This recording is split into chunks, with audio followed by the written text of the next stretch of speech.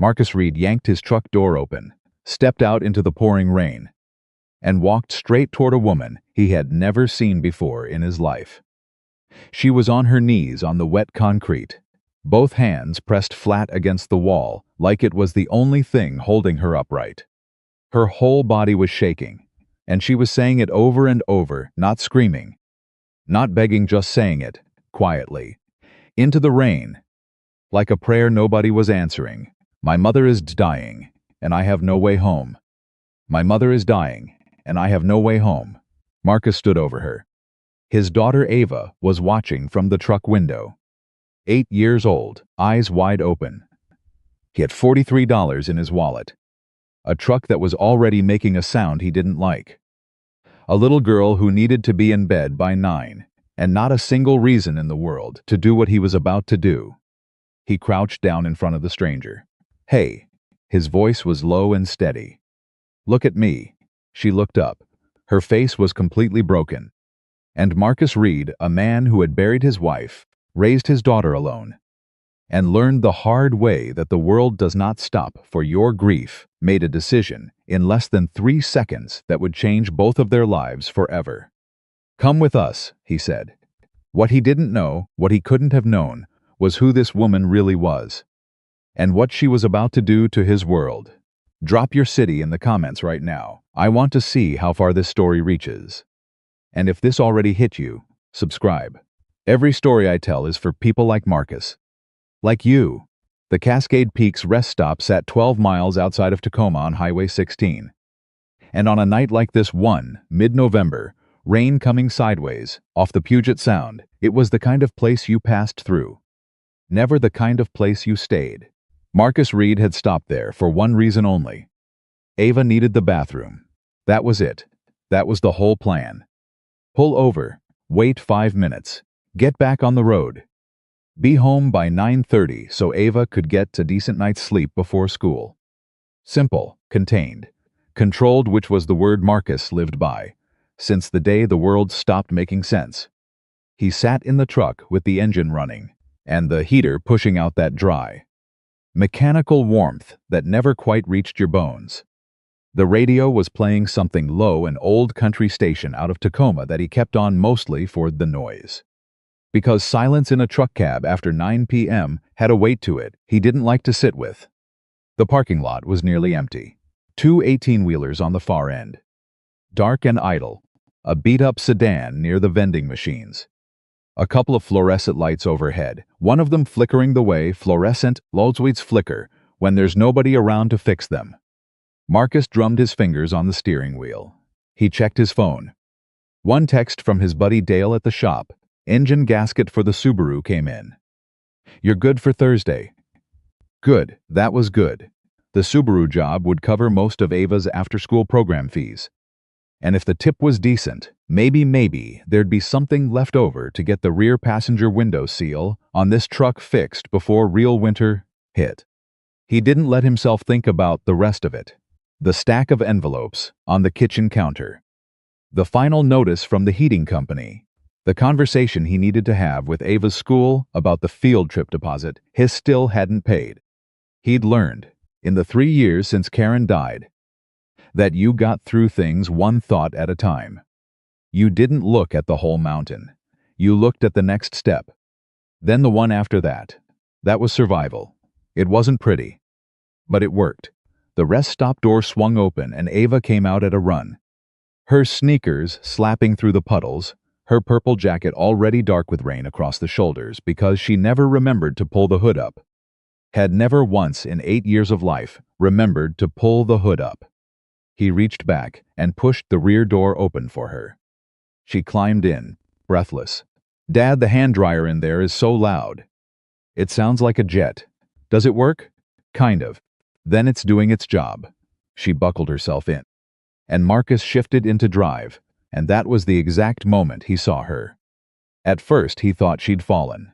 She was low against the wall near the corner of the building sitting. He realized. Not fallen, but sitting in a way that looked like falling. Like her body had just given out and the wall was the only thing keeping her from going all the way down. Her suitcase was beside her.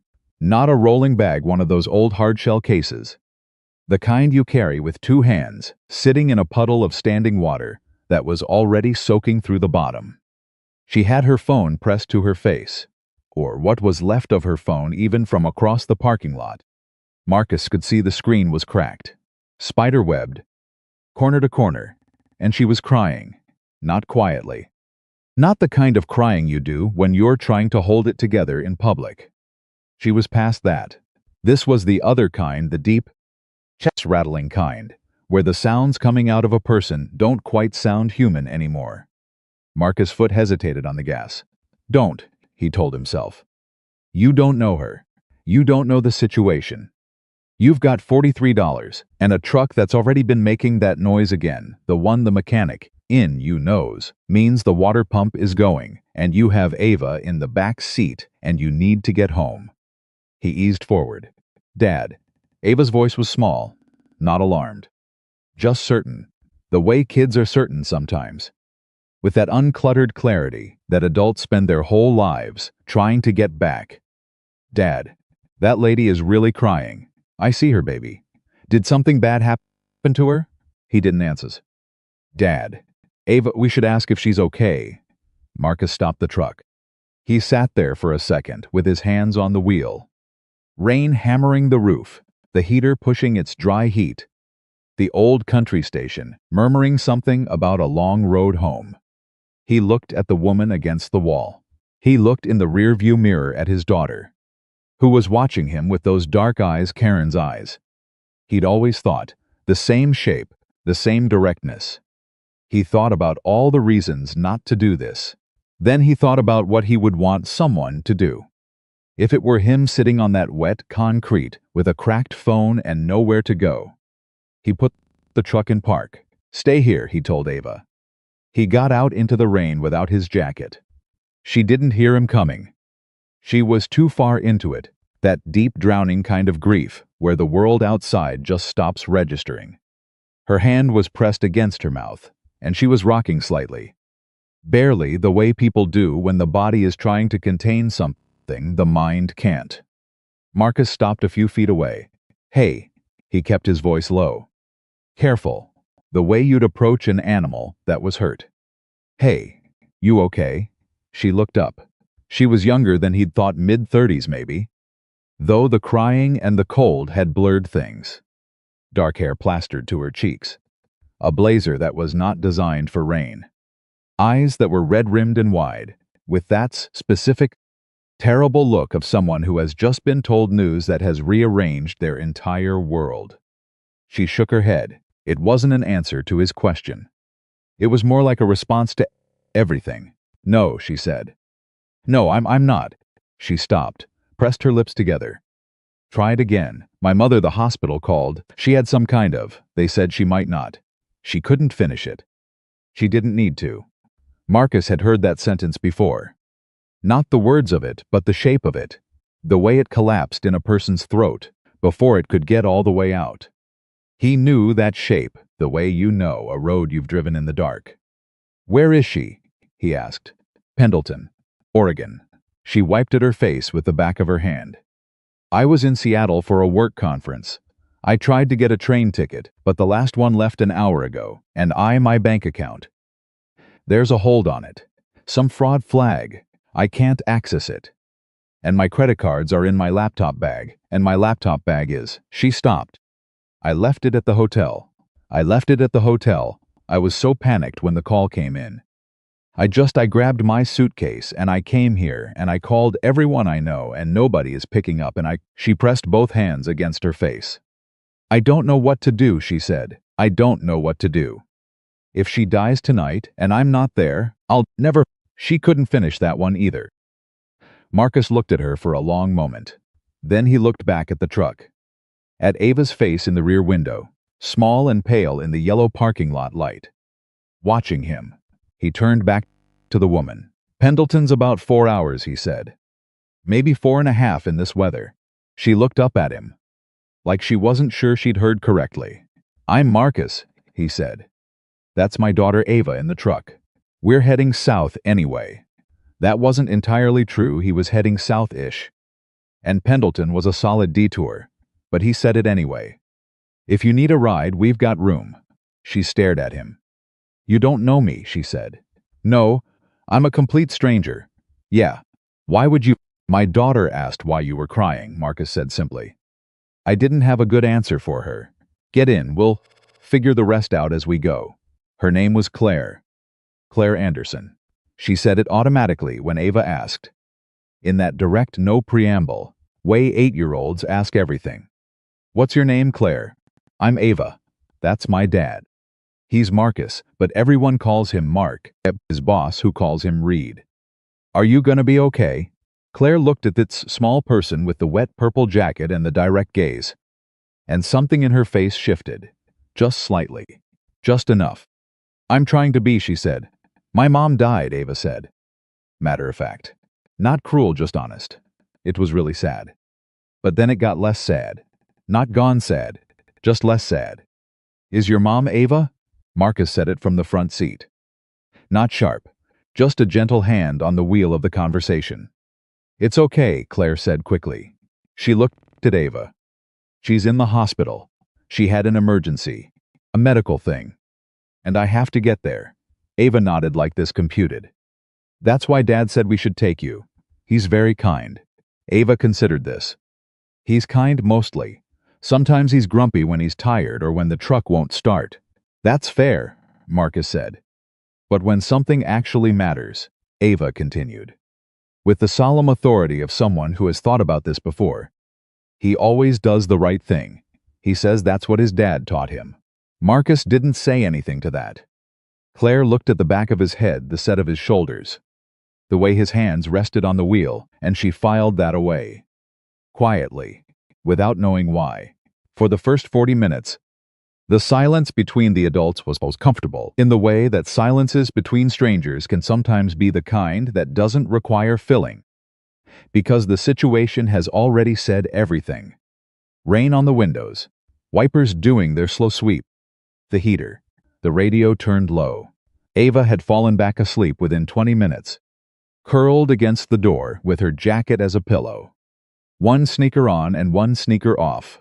Claire sat in the passenger seat with her cracked phone face down in her lap. She managed to text her mother's nurse. Someone had answered at the nurse's station. A woman named Patricia, who told her her mother was stable for now.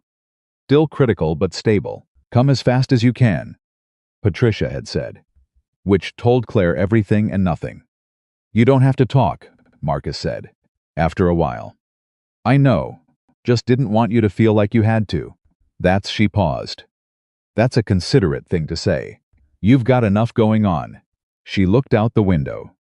The highway was dark and wide, the kind of darkness that exists between cities in the Pacific Northwest, not empty darkness, but full darkness, trees pressing in from both sides, the occasional flash of a deer's eyes at the roadside.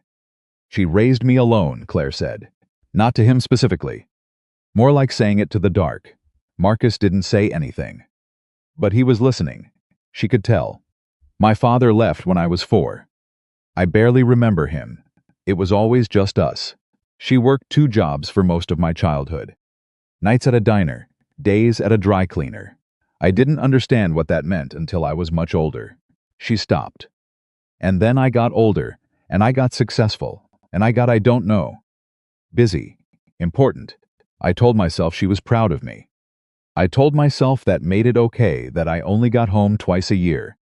Maybe 3 times if I was doing well." She pressed her lips together. "And now she might die tonight," she said. "And I was in Seattle for a conference about Q4 projections."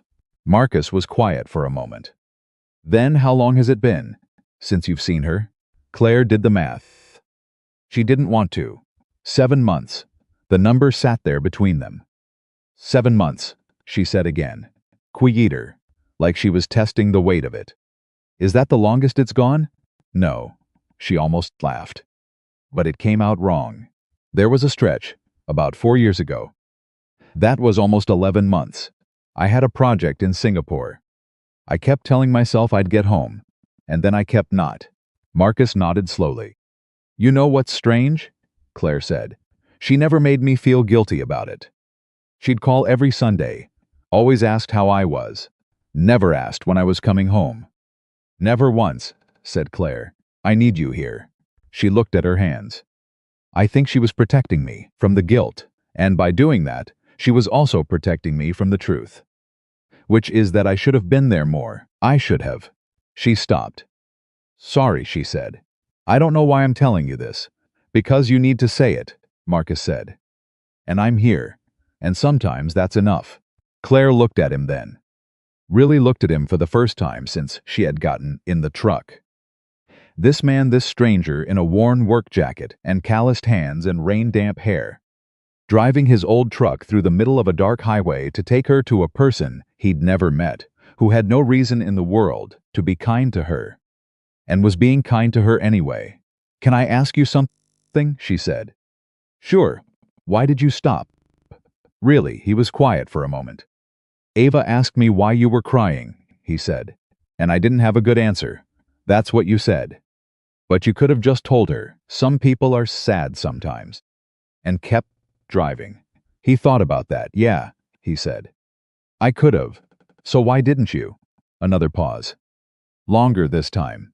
I lost my wife 3 years ago, he finally said. It was fast. Aneurysm. There one day, gone the next. No chance to say anything. No goodbye, nothing. His voice was even. Practiced in the way that means a person has told a story so many times they've learned to tell it without drowning in it.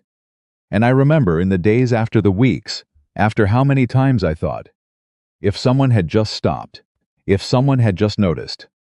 Not to fix anything, just to stop. Claire didn't speak. Ava was 5, he continued, and the world kept moving like nothing happened.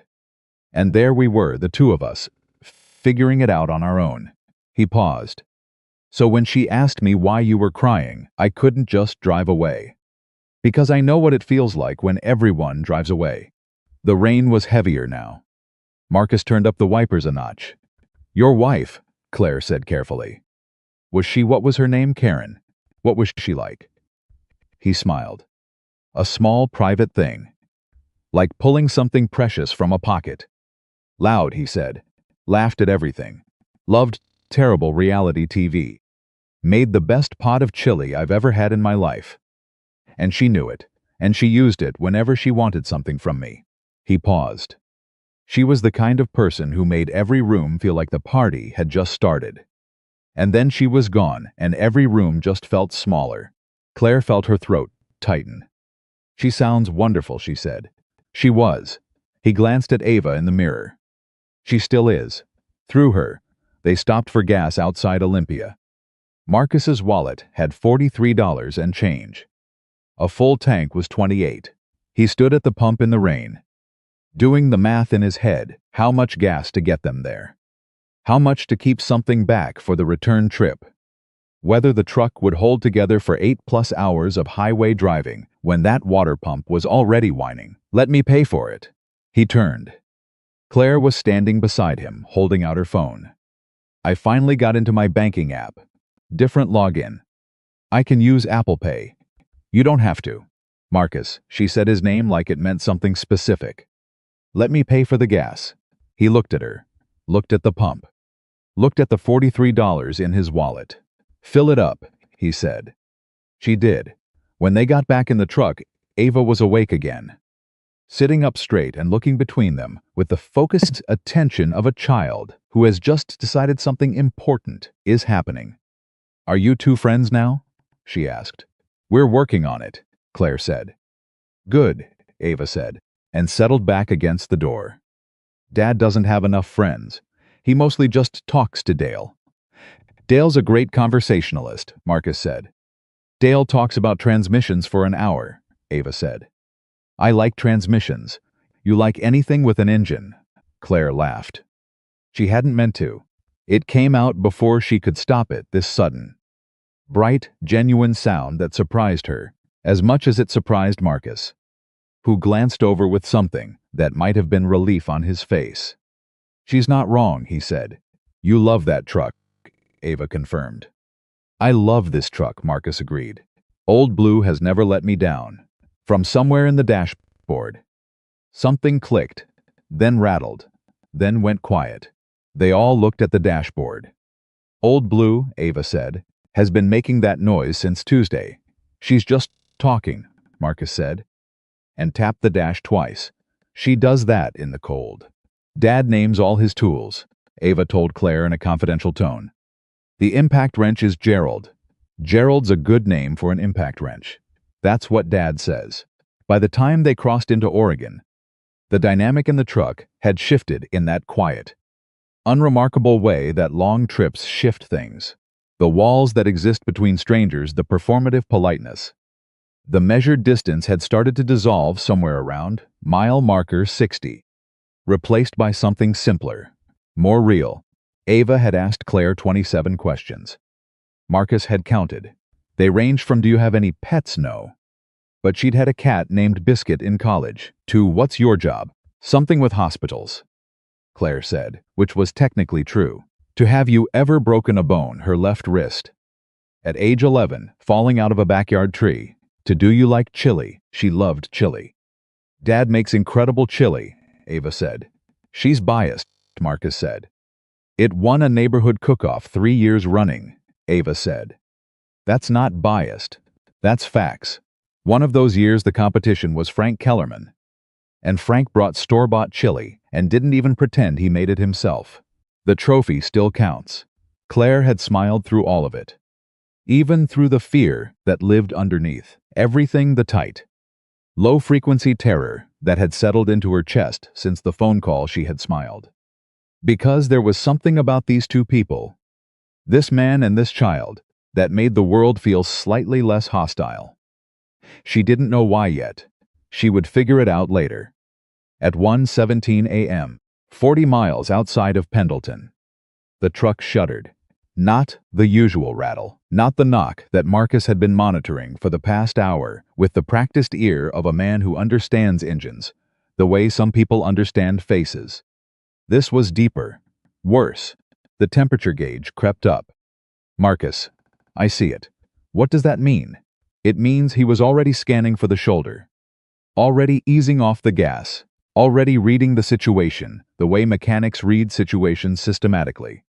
Without panic, but with a very clear understanding of the stakes.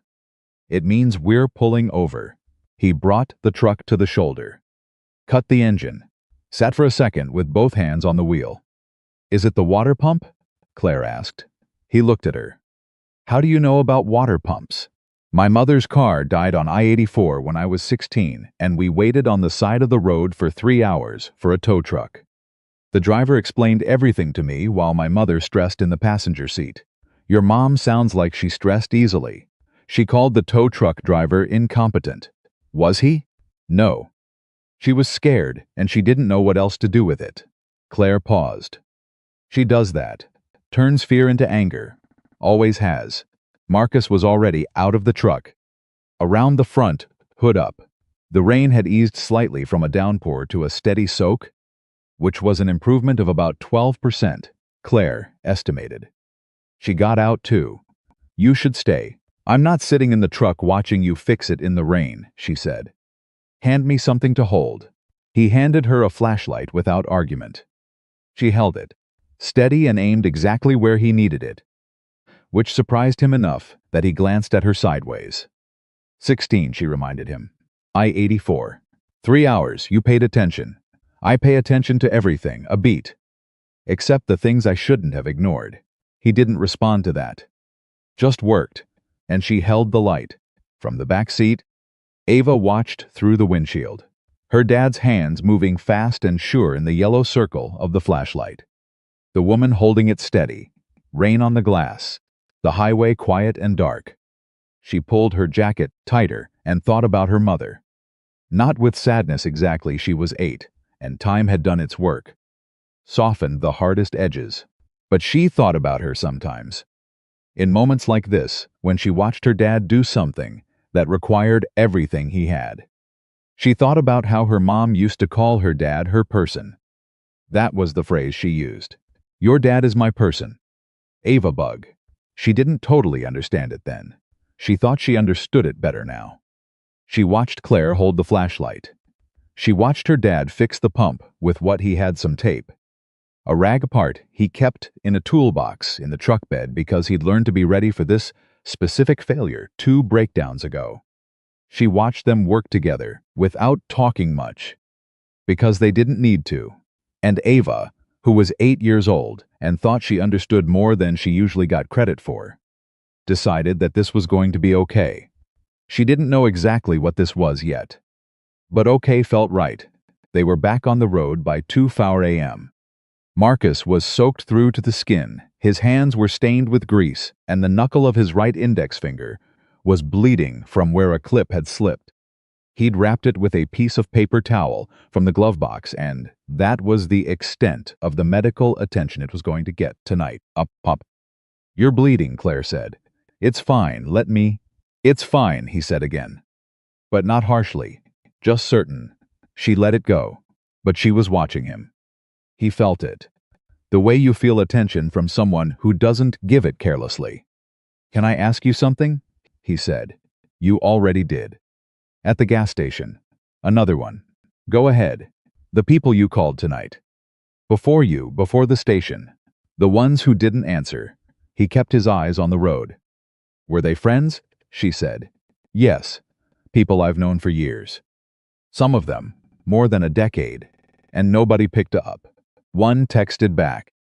Said she was sorry, couldn't help, hope everything was okay. She said it without bitterness. Or almost without it. Most just didn't respond. That's." He stopped. "Started again. I'm sorry. Don't be. I've been thinking about it. Actually, for the last hour. Why nobody came." She looked at her hands. I think I was good at being successful around them. I was good at dinners and conferences and industry events. I was good at the version of me that had her act together." She paused. "But I was never very good at being this. Needing something. Being scared. I kept that part very locked away, so they didn't know how to respond. They didn't know the real person existed," she said. "That's on me. Slow thinking. My wife used to say," he started, then stopped. "What?" "She used to say that the best test of a friendship wasn't what happened when things were good. It was what happened at 2 in the morning when everything was broken." Claire was quiet. "She was right about most things," he said. "She sounds like she was." "Yeah." He glanced in the mirror at Ava. "Sleeping again." "Yeah, she was." The lights of Pendleton came into view at 3:47 a.m. Claire had been checking her phone every 15 minutes updates from the nurse's station. The same careful, practiced words that meant still alive, but don't stop moving. When she saw the hospital sign, she made a sound she hadn't intended to make. A sharp, involuntary exhale, like something that had been held too tight, was finally releasing. Marcus didn't say anything. He just drove. He pulled up to the emergency entrance. And Claire was out of the truck before it fully stopped. Her suitcase forgotten in the bed, one hand already pushing through the glass doors. Then she stopped, turned back. Marcus had gotten out. He was standing by the hood of the truck, wet, tired. That knuckle, still wrapped in paper towel, watching her with an expression she couldn't quite name. Not waiting for thanks. Not expecting anything. Just present. Steady. Like he'd been the whole drive. "Marcus," she said. "Go," he said. "Go see her." "I don't." She shook her head. "I don't know how to go," he said again. And he smiled. Small and real and entirely without agenda. "We'll be here." She looked at Ava. Still asleep in the back seat. Then she ran. The elevator took too long. She took the stairs. Room 214 was at the end of a hallway that smelled like antiseptic and recycled air. Lit by the particular fluorescent light that exists only in hospitals at 4 in the morning, thin and colorless, and somehow both too bright and not bright enough. A nurse intercepted her outside the door. "Are you Claire?" "Yes, she's been asking for you." "She's conscious. Weak, but—" The nurse stepped aside. "Go ahead." Claire pushed the door open. Her mother was smaller than she remembered. That was the first thing. People aged when you weren't watching, that was the truth of it. The brutal arithmetic of absence, and Margaret Anderson, who had spent 64 years being larger than life in a small and ordinary way, was smaller now. The machinery around her beeped in steady rhythm. Tubes, monitors, the institutional weight of a hospital night. But her eyes were open, and when she saw Claire in the doorway, did something that broke Claire completely apart. She smiled. "You came," her mother said. Her voice was thin, careful, like she was carrying it gently. "Of course I came." Claire crossed the room in 4 steps and took her mother's hand in both of hers. "Mom, of course I came. I wasn't sure you'd, Mom." I know. Her mother squeezed her hand, weakly but with intention. "How did you get here? There are no trains at this hour. And you said someone drove me." Her mother's eyes moved to the doorway. Questioning. "A stranger," Claire said. And then, because that word felt suddenly insufficient, the most insufficient word she'd used in years, she corrected herself. "A man named Marcus, and his daughter Ava." She paused. "He drove me 4 hours through the rain because his daughter asked why I was crying." Her mother looked at her for a long moment. "That's a good man," she said quietly. "Yes," Claire said. "He is." Her mother closed her eyes. Not in loss, in rest. The deliberate rest of someone who has been holding on very hard for a very long time and can finally, with someone's hand in hers, let go of just a little of it. Her mother said, not as a request, just as a fact. "I'm staying," Claire said. "I'm right here." And she held her mother's hand. And outside, in the parking lot of a hospital in Pendleton, Oregon, a man named Marcus Reed sat in an old pickup truck with his sleeping daughter in the back seat. And the rain finally began to ease. He had driven 4 hours through a storm for a stranger. He didn't think he'd done anything extraordinary. He was wrong. But he wouldn't know that yet. The hospital doors closed behind Claire, and Marcus stood in the parking lot for a long moment. Rain soaking through his jacket, his hand still bleeding through the paper towel he'd cat around his knuckle somewhere back on Highway 84. He looked at the entrance, looked at his truck, looked at Ava sleeping in the back seat with her cheek pressed against the window glass, her breath fogging a small circle on the cold surface. He thought, I should find somewhere to park, let Ava sleep, figure out the morning. He didn't think, I wonder if she made it in time. But he wondered anyway. He got back in the truck, turned the heat up low so it wouldn't wake Ava, and sat there in the quiet. The engine ticked as it cooled. The rain eased to a drizzle. A nursing aide walked across the parking lot with her head down and her scrubs already soaked through. And Marcus watched her go and thought about Karen again, the way he always did when hospitals came into the picture. Karen had been afraid of hospitals, not the way some people are afraid. Not dramatically, just quietly. She'd grip his hand tighter when they walked through sliding glass doors. She'd never said why, and he'd never pressed. He pressed his thumb against his wrapped knuckle and felt the clean, specific sting of it. He wasn't going anywhere. Not tonight. The truck needed rest as much as he did, and Ava was already asleep. And driving back to Tacoma on a repaired water pump at 4 in the morning in the rain was a bad idea on every level that mattered. He'd wait for daylight, maybe find a diner when Ava woke up. Regroup. He leaned his seat back 2 inches as far as it went and closed his eyes. He was asleep in 4 minutes. He didn't expect to see Claire Anderson again. He was wrong about that too. It was Ava who woke him. Not with words, she didn't say anything. She just put her small hand on his shoulder and squeezed once.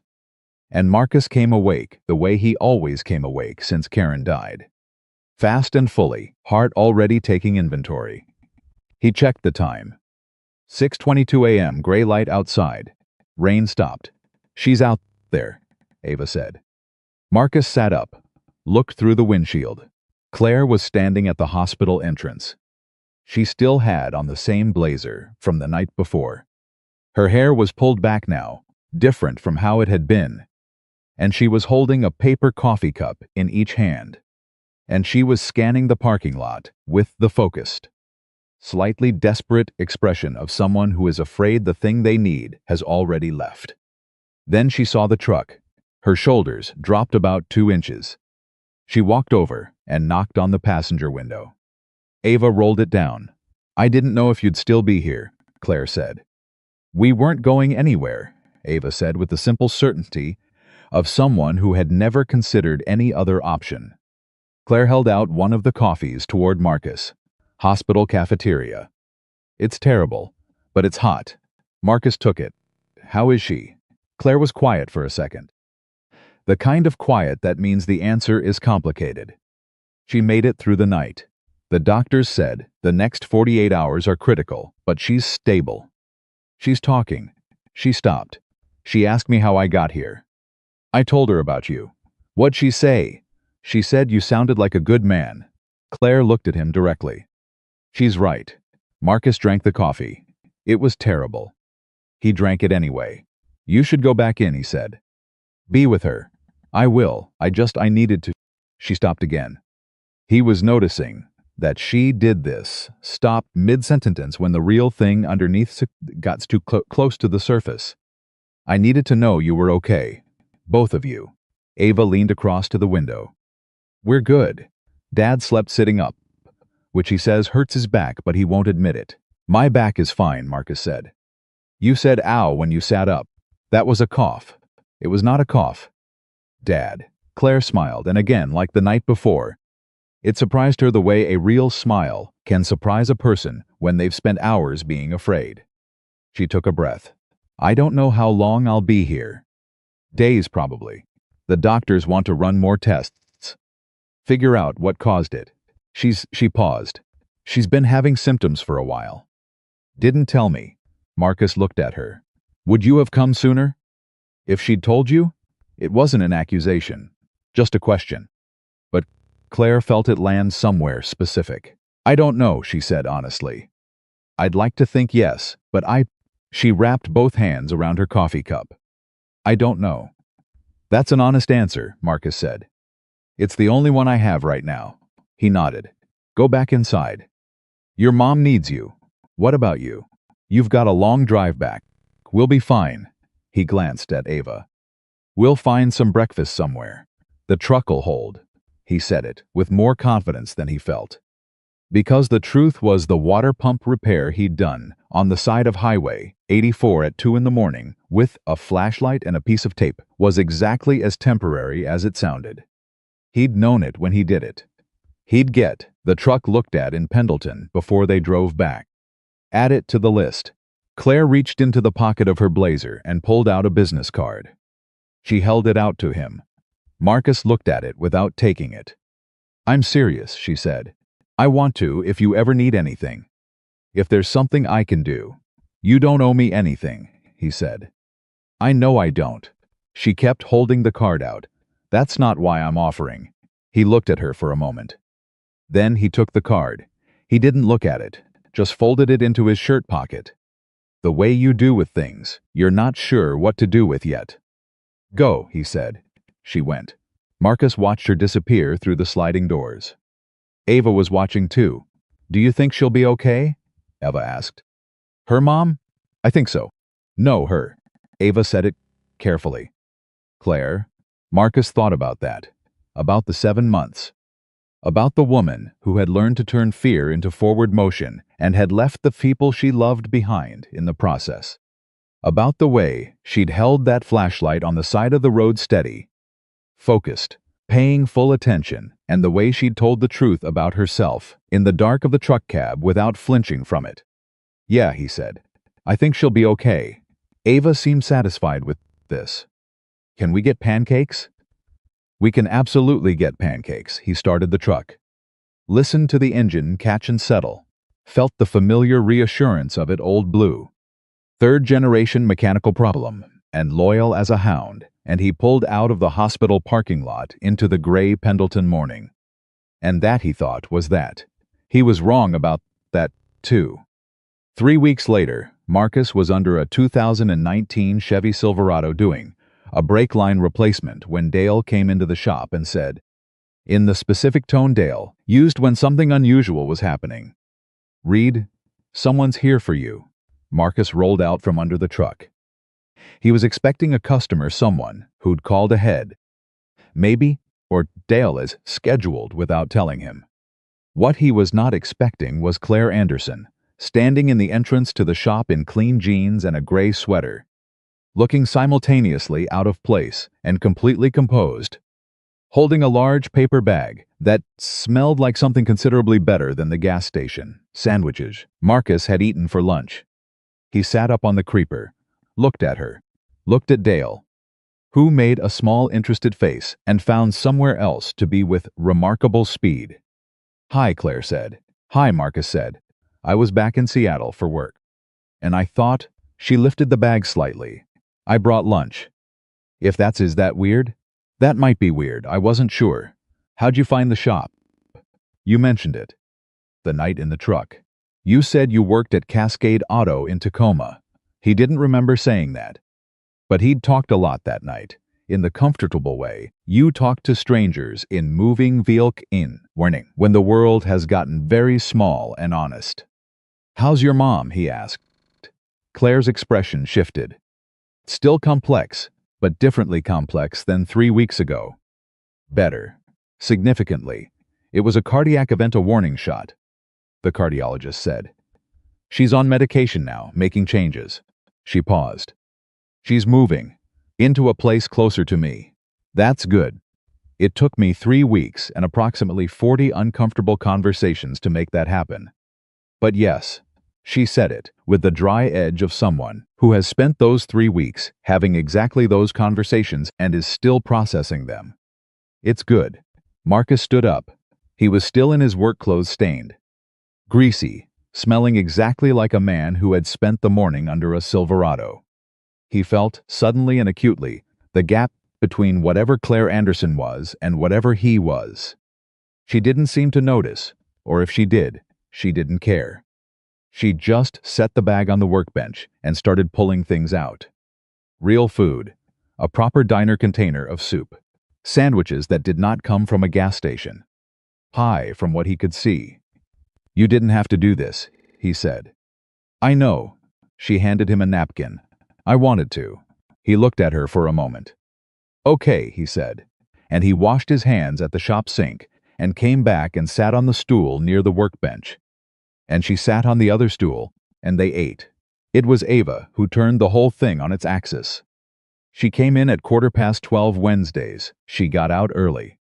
And she came straight to the shop, had done since she was 5. It was their routine, and she walked through the shop door and stopped dead when she saw Claire. Then her face lit up like a switchboard. "You came back," she said. Like this was the most natural, correct, and wonderful thing that could possibly have happened. "I did," Claire said. "Is your mom okay?" "She's getting better." "Good." Ava dropped her backpack and climbed onto a stool with the casual authority of a child who has grown up in this space. "Did you bring pie?" "I did." "What apple?" Ava looked at Marcus. "Dad, she brought apple." "I see that. That's your favorite." Marcus said nothing. Claire glanced at him sideways. "Is it?" she said. "Coincidence," Marcus said. "It really isn't," Ava said cheerfully, and helped herself to a fork. The 3 of them ate lunch in the shop, with the smell of motor oil and autumn air. And Ava talked for 45 consecutive minutes about a science project involving volcanoes and baking soda that had apparently gone significantly more volcanic than intended. And Claire listened with complete, genuine attention. And Marcus watched the 2 of them and felt something shift in him, not dramatically. Not like a crack or a break, but like a window opening somewhere in a room that had been closed for a long time. He didn't say anything about it, he noted it, and he let it alone. After lunch, Claire helped Ava with a math worksheet while Marcus finished the brake line job. He could hear them from under the truck, Claire's patient explanations. Ava's occasional protests, the back and forth of it. Comfortable and easy and entirely natural. He lay under the Silverado and listened and worked, and did not examine too closely what he was feeling. When he rolled back out, Claire was gathering her things. "I should get back," she said. "I have a 3 o'clock call." "Thank you for lunch," Marcus said. "Thank you for..." She stopped, and this time she didn't restart the sentence in a different direction. She just let it be what it was. "Thank you," she said. "For everything." Ava hugged her, immediately and without ceremony. The way Ava did everything full speed, no hesitation. Claire looked startled for a half second. Then she hugged back. With both arms, real. Marcus walked her to her car. It was a rental, sleek and new, something considerably more reliable than anything in his parking lot. "You're going to Seattle?" he asked. "Tonight? Yes. Back to Portland by the weekend. My mother's transition is logistically complex." She said it with a lightness that didn't quite cover the weight of it. "You're handling it," he said. "I'm learning to." She opened the car door. "How's the truck? The water pump?" "Got it properly fixed Monday." "She's good. Glad to hear it." She looked at him across the roof of the rental car. "Marcus, the other night what you did, driving 4 hours in the rain for someone you didn't know, fixing the engine on the side of the road, not asking for anything." She shook her head slightly. "I've spent a lot of time around people with a lot of resources. I've very rarely met anyone like you." Marcus leaned against the shop doorframe. "I just drove," he said. "People with every reason to stop," Claire said. "And no reason to help. Who help anyway, that's not just driving." "Marcus," she held his gaze. "Don't sell it short." She got in the car. He watched it pull out of the lot and onto the street. And he stood there for a moment, in the October afternoon. And then Ava appeared beside him and put her hand in his. "She's going to come back," Ava said. "You don't know that," he said. "I know," Ava said, which meant, "I know I don't know. And I also know I'm right." Marcus squeezed her hand. "Come on," he said. "You've got a volcano situation to explain to me." What Marcus Reed did not know. Standing in the lot of Cascade Auto on a Wednesday afternoon in October, was that Claire Anderson had already made 2 phone calls before she pulled out of his parking lot. The first was to her assistant. The second was to the head of her company's employee partnerships division. He didn't know that she had pulled the business card she'd handed him from a pocket and held it in her hand the whole drive to the highway. Thinking. He didn't know that what she was thinking about was not gratitude, not obligation, not some transactional accounting of what she owed Marcus Reed for 4 hours in the rain. What she was thinking about was a word she'd used in the truck that night, when she'd been talking about herself, about the version of herself that had drifted so far from the person her mother raised in fear that she'd barely recognized the distance until she was sitting on wet concrete in a rest stop parking lot with no way home. The word was again, she had said. "You reminded me what kind of person I wanted to become again." She was thinking about what that meant, what it asked of her. Not just about Marcus, about all of it. About her mother's move. About the 7 months. About the Sunday calls she'd let go to voicemail because she'd been in meetings that in retrospect had not mattered at all. She was thinking about how you put something back together when you've spent years not noticing was coming bats apart. She didn't have a complete answer, but she was thinking about it. That was something. The weeks that followed had their own rhythm. Marcus worked.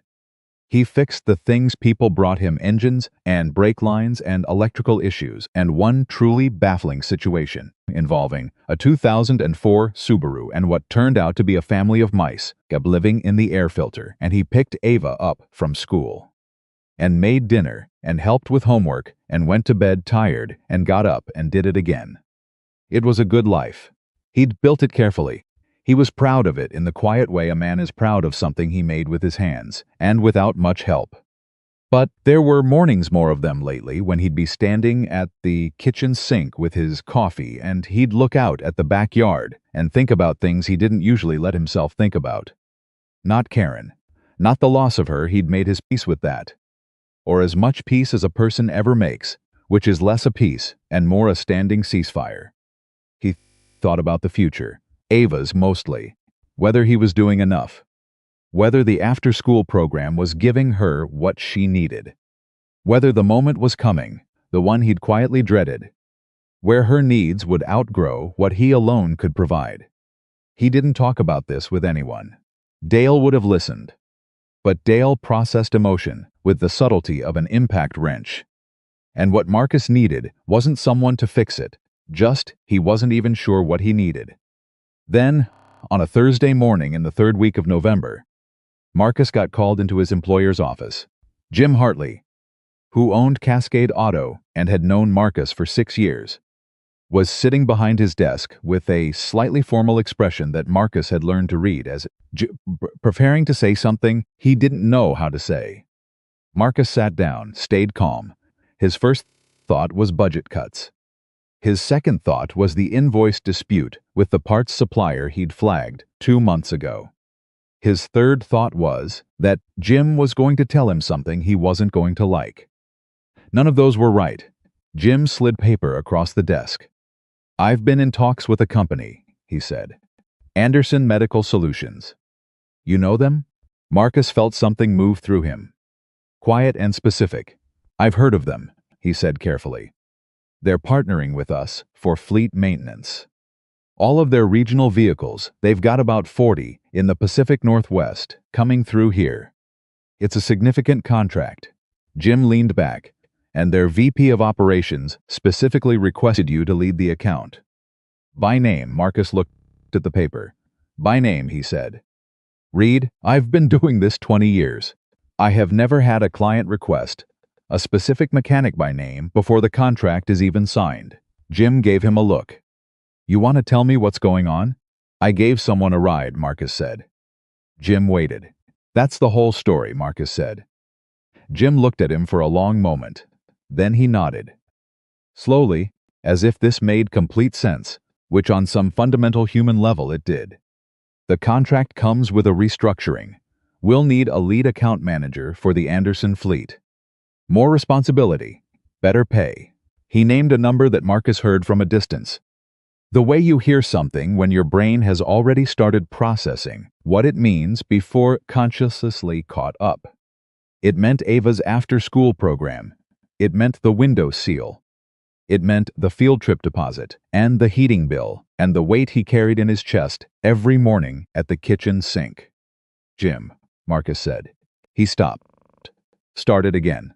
"I don't want this because of a favor." "It's not a favor," Jim said. "I checked. They need real fleet maintenance, and they need someone reliable. They're not doing you a favor, they're hiring the shop. And specifically requesting you, because someone told them you were the best." He picked up the paper and held it out. "So are you the breath?" "Yeah," he said. "I am." "Then take the account." Marcus drove home that afternoon with the windows down. Cold November air filling the cab, and he tried to figure out what he felt. Gratitude seemed too small. Surprise was close but not quite right. What he felt, underneath all of it, was something more complicated, the specific vertigo of a person who has been moving in one direction for a long time. Head down, one step then the next, and who looks up suddenly and realizes the landscape has changed. He called Claire. He didn't plan to, he just found himself doing it. Pulling her card from his shirt pocket, which he had moved at some point from one shirt to the next without making a conscious decision to do so. She picked up on the second ring. "Marcus," she said. "You didn't have to do that," he said. A pause. "How did it go?" "Jim said they asked for me by name." "That's because I told them you were exactly what they needed." "Claire." "Marcus." Her voice was steady. Direct. The same directness she'd had when she handed him the coffee cup in the hospital parking lot at 6 in the morning. "I didn't give you something you didn't earn. I didn't invent qualifications for you. I told them the truth that I had direct personal experience with your competence and your character, and that they'd be lucky to have you. A beat. Every word of that is true. So don't argue with me about it." He was quiet for a moment. "I'm not good at this," he said. "Receiving things." "I know," she said. "Work on it." He heard something in the background on her end voices. An office, the particular ambient sound of a person whose day is very full. "I'll let you go," he said. "Wait." She paused. Is she good?" "She's great. She got 100 on her volcano project." Of course she did. And he could hear it, the genuine pleasure in her voice. Real and unperformed. "Tell her I said congratulations." "I will, Marcus." One more pause. "Thank you For calling, he said. For you know. Yeah, she said. I know. He sat in the parking lot of his apartment complex for a few minutes after he hung up. Engine ticking. The late November sky already going dark at 4:30 in the afternoon. He took the business card out of his pocket and looked at it for the first time properly. Anderson Medical Solutions. Her name. Her direct number.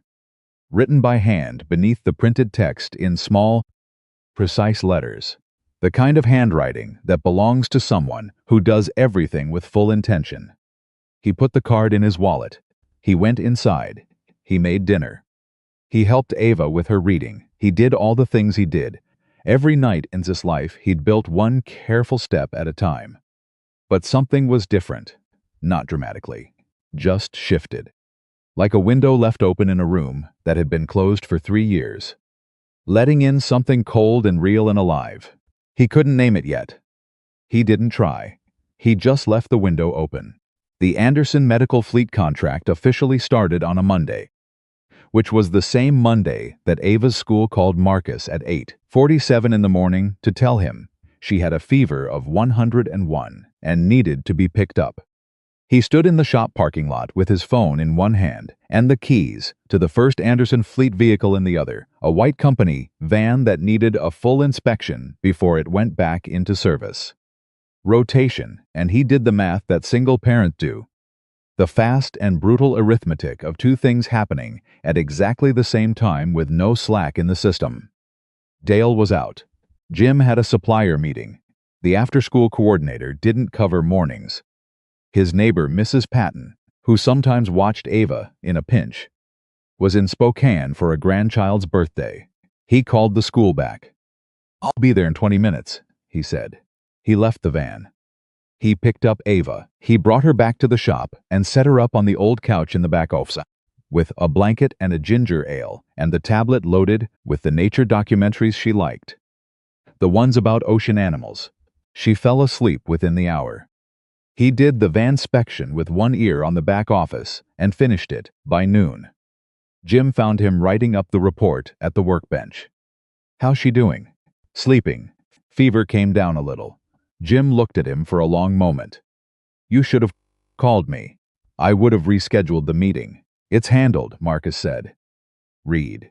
Jim said his name the way people said it when they wanted him to stop moving for a second and actually hear something. You don't have to handle everything alone. Marcus looked up from the report. I know, he said. And then, because Jim deserved an honest answer, I'm still working on believing that. Jim nodded. Like that was enough for now. He left Marcus to the report. Marcus finished it, checked on Ava, started on the second vehicle in the Anderson Fleet queue, and told himself that today was fine. Today was manageable. Today was just Tuesday with extra steps. He didn't tell Claire about it. There was no reason to. It wasn't business, and Marcus Reed was not a man who advertised the places where his life was thin. She found out anyway. 3 days later, she called to follow up on the first fleet inspection report. She was thorough. He was learning, the kind of thorough that came from years of being the person who got blamed when things weren't thorough enough. And somewhere in the conversation, she asked how the first week had gone. Good, he said. Got through 4 vehicles. Found some brake issues on 2 of them that needed immediate attention. Wrote it up. I saw the report. It was detailed. That's what you're paying for, Marcus. She paused. How's Ava? He hesitated. 1 second too long. She had a fever Monday, he said. She's fine now. Back at school. Another pause from Claire. You brought her to the shop. She was fine. I'm not criticizing you. Her voice was careful. I'm asking, then yes. I brought her to the shop. She slept in the back office. It's not the first time, and it probably won't be the last. We manage. You do, Claire said. And the way she said it, not like a compliment. Not like pity, but like a statement of observed fact.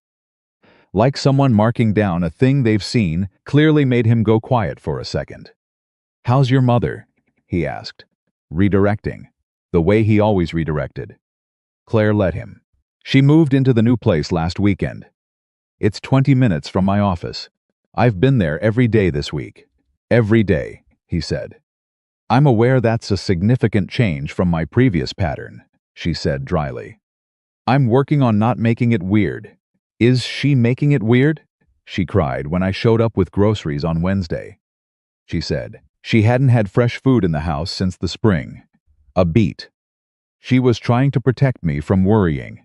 She was eating frozen meals and not telling me because she didn't want me to feel guilty. Claire stopped. She spent 40 years protecting me from things I should have been there to handle. And I let her. Marcus set down the wrench in his hand. Sat on the stool. Gave the conversation his full weight. You're there now, he said. I'm trying to be. That counts. Does it? She said it quietly. Not rhetorically, she actually wanted to know. Yeah, Marcus said. It does. Showing up late is better than not showing up. Trust me on that one. She was quiet for a moment. Then your dad? My dad, he confirmed. He didn't elaborate. He didn't need to. I'm sorry, she said. Don't be. He showed up eventually. We figured it out. It wasn't perfect, but it was something. He picked the wrench back up. Something is almost always enough to work with, if you're both willing. He could hear her on the other end, processing that. The way she processed things completely. Without rushing it. I should let you work, she said. Probably. Marcus. One more pause. This was becoming a pattern. He noticed the way she'd say his name at the end. Like she was making sure the call ended on something real. Thank you. For being honest with me. You asked honest questions, he said. Not a lot of people do that. She said goodbye. He went back to work. And he carried that conversation with him for the rest of the afternoon in the way you carry things that rearranged something, small but significant inside you, not a revelation.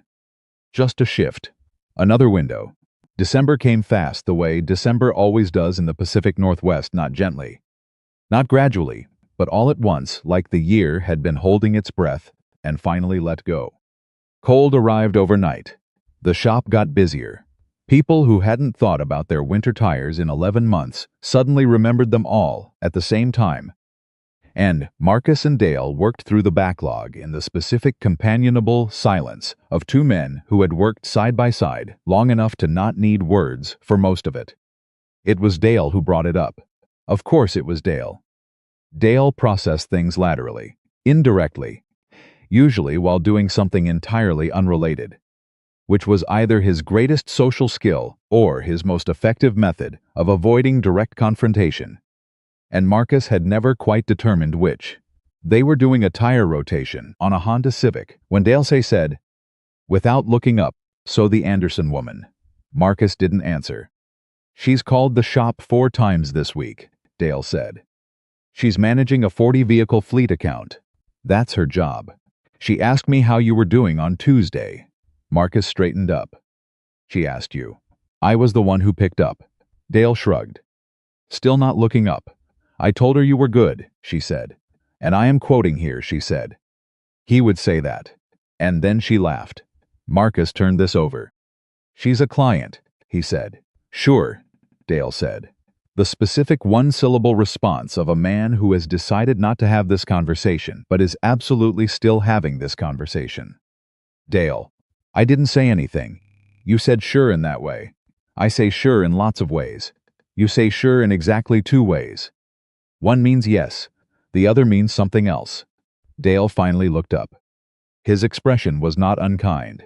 "She called on Tuesday to ask how you were doing." "On a fleet account."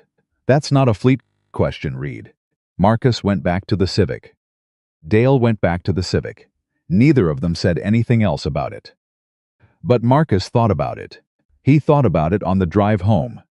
And while he made dinner, and while he listened to Ava describe in extraordinary detail the interpersonal drama of the 4th-grade lunch table, a narrative with more characters and plot threads than most novels Marcus had attempted, and he thought about it after Ava was asleep. Sitting in the kitchen with a cup of coffee that had gone cold while he was thinking. He was not a person who let himself want things carelessly. He'd learned that.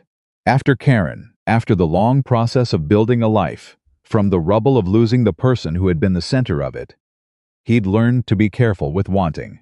You didn't reach for things you couldn't hold. You didn't open doors you couldn't walk through. Claire Anderson was. He made himself say the words. In the privacy of his own head, which was the only place he could afford honesty right now, Claire Anderson was extraordinary. She was sharp and direct and funny in the dry, understated way of someone who had spent years in rooms full of people who laughed too hard at things that weren't funny. She was honest in a way that cost her something, genuinely honest. Not performed transparency, but the real thing, the kind that made you feel the weight of what she was offering when she gave it. She showed up, literally.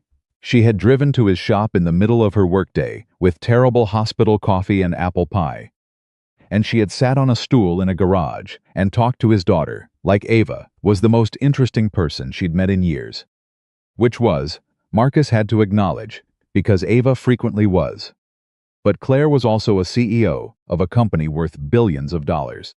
She had a life built at a scale entirely different from his. She had a mother she was relearning how to be a daughter to, and a company she was responsible for, and the specific kind of complexity that came from seeing someone who had sacrificed everything for success and was now trying to figure out what she'd actually wanted in the first place. She didn't need him complicating that. He finished his cold coffee, went to bed, told himself to leave it alone. The next morning, Claire called at 7:15. He was still in the kitchen. First cup of real coffee, Ava getting ready for school in the bathroom. In the specific chaotic way, Ava did everything. "I'm sorry for calling early," Claire said. "I'm in Portland. I just left my mother's." She stopped. "I just wanted to hear a voice that wasn't, I don't know." That wasn't about anything complicated. Marcus looked at his coffee cup. "You okay?" She was having a bad morning. Not medically. Just she was sad. And she didn't want to talk about it. And I sat there for an hour, trying to figure out the right thing to say. And I don't think I found it. "Sometimes there isn't a right thing," Marcus said. "Sometimes you just sit there. I know that. Intellectually. But I kept wanting to fix it. To say the sentence that made it better. That's the job talking." She was quiet for a moment. Then, with a small, surprised sound, "You're right. That's exactly what it is." Another pause. "How do you do it?" "When Ava is sad and you can't fix it, I stay close," he said simply. "I don't try to talk her out of it. I just stay in the room. So she knows she's not in it alone." The sound Claire made wasn't quite a laugh. It was something softer than that. Something almost relieved. "Stay in the room," she said. "That's usually enough." "Dad," Ava's voice from the hallway. The particular urgent pitch of a child who has realized something is happening with time. "I can't find my other shoe. Where'd you have it last?" Marcus called back. "If I knew that I would have found it already." He heard Claire laugh, a real one this time. Bright and sudden, the good kind. "Go," she said. "Find the shoe. Sorry, don't apologize." "Go." And then before she hung up, Marcus, "Thank you for picking up." He found the shoe under the couch. He dropped Ava at school. He drove to the shop. He did his job. And at 11:45, he got a text from a number he hadn't saved yet but recognized immediately. It said, "I stayed in the room. She talked for an hour." "You were right." He didn't respond right away. He sat with it for a minute. This small message from a woman who had spent an hour sitting with her sick mother and figured something out. And he felt something that he hadn't let himself feel in a long time, the specific warmth of mattering to someone. Not as a service, not as a transaction, as a person. He typed back, "Good, how is she?" The response came in under 30 seconds. "She's sleeping now. She looks better. I think she just needed to say some things out loud." He typed, "Usually do. 3 dots. Then how do you know all this stuff?" He thought about Karen. About the years of building a life with someone. The ordinary accumulation of knowing another human being all the way through. About the years after, rebuilding on his own and learning. By necessity to be both things at once, the anchor and the person who needed anchoring. He typed, trial and error. Mostly error. A pause then. I find that very hard to believe. He put his phone in his pocket and went back to work. But he was smiling, and Dale saw it, and Dale, to his enormous credit, said absolutely nothing. The thing that Marcus had not anticipated was Ava. Ava, who was 8 and perceptive in the way that children are perceptive when they've learned to pay close attention to the world because the world once changed on them without warning. Ava had been watching. He should have known. He should have anticipated it. He'd had 8 years to learn that very little got past his daughter. And yet somehow he was still surprised when she climbed into the truck after school on a Friday in mid-December and said, with the calm deliberateness of someone who has been preparing a statement, "Are you and Claire friends?" Marcus pulled out of the school lot. "Why?" "Because you smile when you text her. You don't do that with anyone else. You mostly just look at your phone like it owes you money." "That's I do not look at my phone like it owes me money." Dale said the same thing, and Dale agrees with me. I'm going to have a conversation with Dale about workplace confidentiality. Dad. Ava's voice dropped a register. This was her serious voice, the one she used for things that actually mattered. "I like her." Marcus glanced in the mirror. "I know you do. Bug. And she likes you. She asks about you when she calls. She asks about the fleet account. She asked Dale what your favorite food was." Marcus went quiet. "He told her chili," Ava said, "in case you were wondering." Marcus drove for a moment without speaking. The heater running. Old Blue carrying them through the December streets in the steady, reliable way she'd always done. He thought about what to say. How to have this conversation with a child who had lost her mother and had every right to be careful with the people she let into her world, and who was somehow against all of that being completely generous. "Ava," he said, "I need you to know something, okay? Whatever this is or isn't, I'm not going to let it change things between us. You and me, that doesn't change. I know that, Dad." She said it like it was the obvious thing. Like she wasn't even worried about it. "I just want you to not be so careful." "What?" "You're careful about everything. The truck and the money and the schedule and me, all the time." "Careful." She looked out the window. "It's exhausting to watch." Marcus barked a laugh. He couldn't help it. "It's exhausting to watch. You should just let things happen sometimes. Mom used to say that. She said you were the best man she knew, but you held on too tight." He felt that land. Somewhere specific and precise. Karen had said that. More than once. "When did Mom say it to you?" he asked. "She didn't. I heard her say it to Aunt Linda on the phone once." "I was supposed to be asleep." Ava considered. "I was not asleep, clearly. Are you mad?" "No. He wasn't. He was something else entirely. The specific, complicated thing you feel when your 8-year-old shows you something about yourself that you've been avoiding looking at." "I'm not mad." They drove the rest of the way home in comfortable silence. And when they pulled into the lot, Ava grabbed her backpack and jumped out, and then turned back with one hand on the door. "Just text her back faster," she said. "That's all I'm saying." And she slammed the door and ran inside. Marcus sat in the truck for a moment. "Hold on too tight." He pulled out his phone, found the last text from Claire, from 3 days ago, which he had read 6 times, and not responded to because he was being careful. She'd sent a photo her mother, Margaret, sitting in the window of the new apartment, holding a cup of tea with both hands, looking out at the street. And she'd written, she said, "The view reminds her of the house I grew up in." She looked happy, Marcus. She actually looked happy. He typed, "She looks like someone who raised someone extraordinary."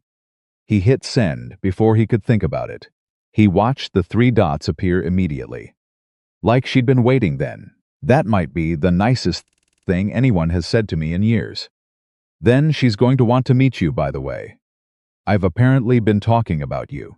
Then, that's slightly embarrassing to admit, but there it is. Marcus read the texts twice. His chest did the thing it had been doing lately. He let it.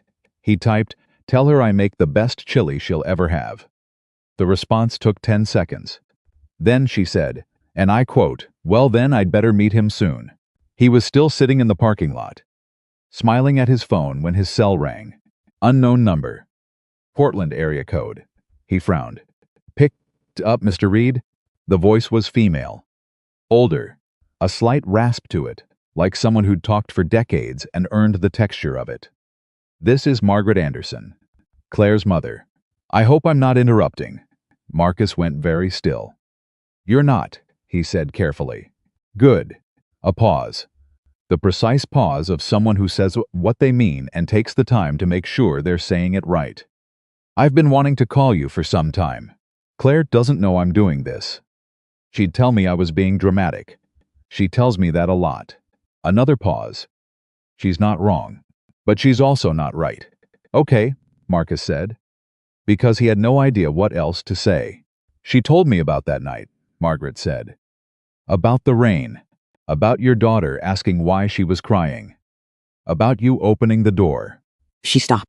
He heard her take a breath that was slightly more effortful than a regular breath, the breath of someone whose heart had been through something real and recent. "I was lying in a hospital bed that night, thinking I was going to die before my daughter got there. I'd made my peace with a lot of things over the years. But that one," she stopped again. "That one I couldn't make peace with." Marcus said nothing.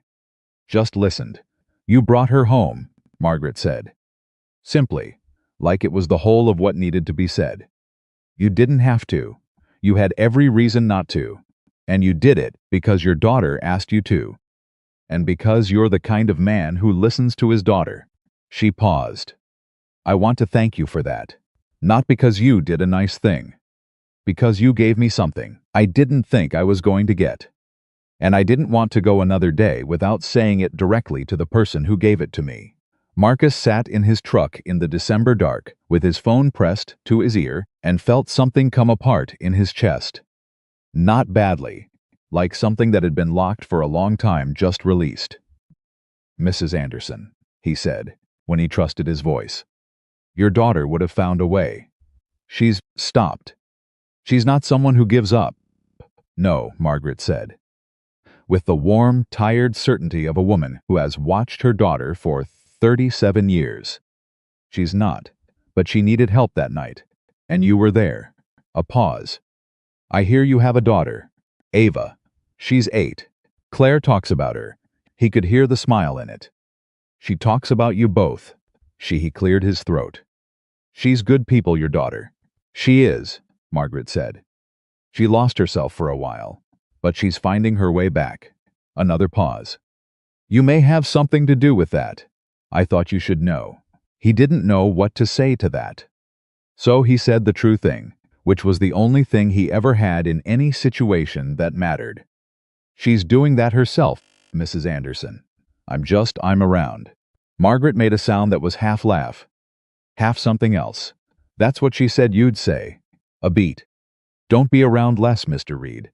Promise me that." "I'll do my best," he said. "Good enough," she said. "You take care of yourself, and that girl of yours." "Merry Christmas, Marcus." "Merry Christmas, Mrs. Anderson." The line went quiet. Marcus sat in the dark parking lot of his apartment complex with his phone in his hand and his breath fogging in the cold air that came through the cracked window. And he thought about what hold on too tight meant, and about what it cost to hold on too tight, and about what might happen if he simply chose not to. He got out of the truck. He went inside. He made chili for dinner. The real version, the one that took 2 hours and was worth every minute of it. And Ava sat on the counter while he cooked and talked about everything and nothing. And the apartment was warm and smelled like something good. And at some point his phone lit up on the counter with a text from Claire that said, "My mother is very pleased with herself right now and won't tell me why. Should I be worried?" He showed it to Ava. Ava read it. Her face split into a grin that was entirely too knowing for an 8-year-old. "What did you do?" she asked. "Nothing," Marcus said. "Dad." "I talked to her mother on the phone for 5 minutes." Ava looked at him with an expression of absolute Unbridled delight. You talked to her mom. It was a brief, Dad. You talked to her mom. Can you stir that for a second? You talked to her mom. Ava was already sliding off the counter. Already laughing. Already making it a much larger production than Marcus felt it deserved. What did you say? What did she say? Was she nice? She seems nice. Claire says she's tough but nice. He took a breath. She's a remarkable woman. Ava looked up at him from the stove. Something shifted in her expression, then the laughter quieted. Just slightly, into something more genuine, more careful. The look of a child who has learned that some moments need handling with both hands. Dad, she said, are you happy? The question hit him somewhere unguarded. The way Ava's questions always did. He thought about it. He actually thought about it, instead of reflexively saying, of course, the way parents do, when their kids ask things they don't want to examine too closely. I'm getting there, he said. Ava nodded. Like that was the right answer. Like that was exactly what she needed to hear, not that everything was fine. But that things were moving, that the direction was forward. Good, she said, and she handed him the wooden spoon. The chili needs you. It's starting to stick. He took the spoon. He stirred.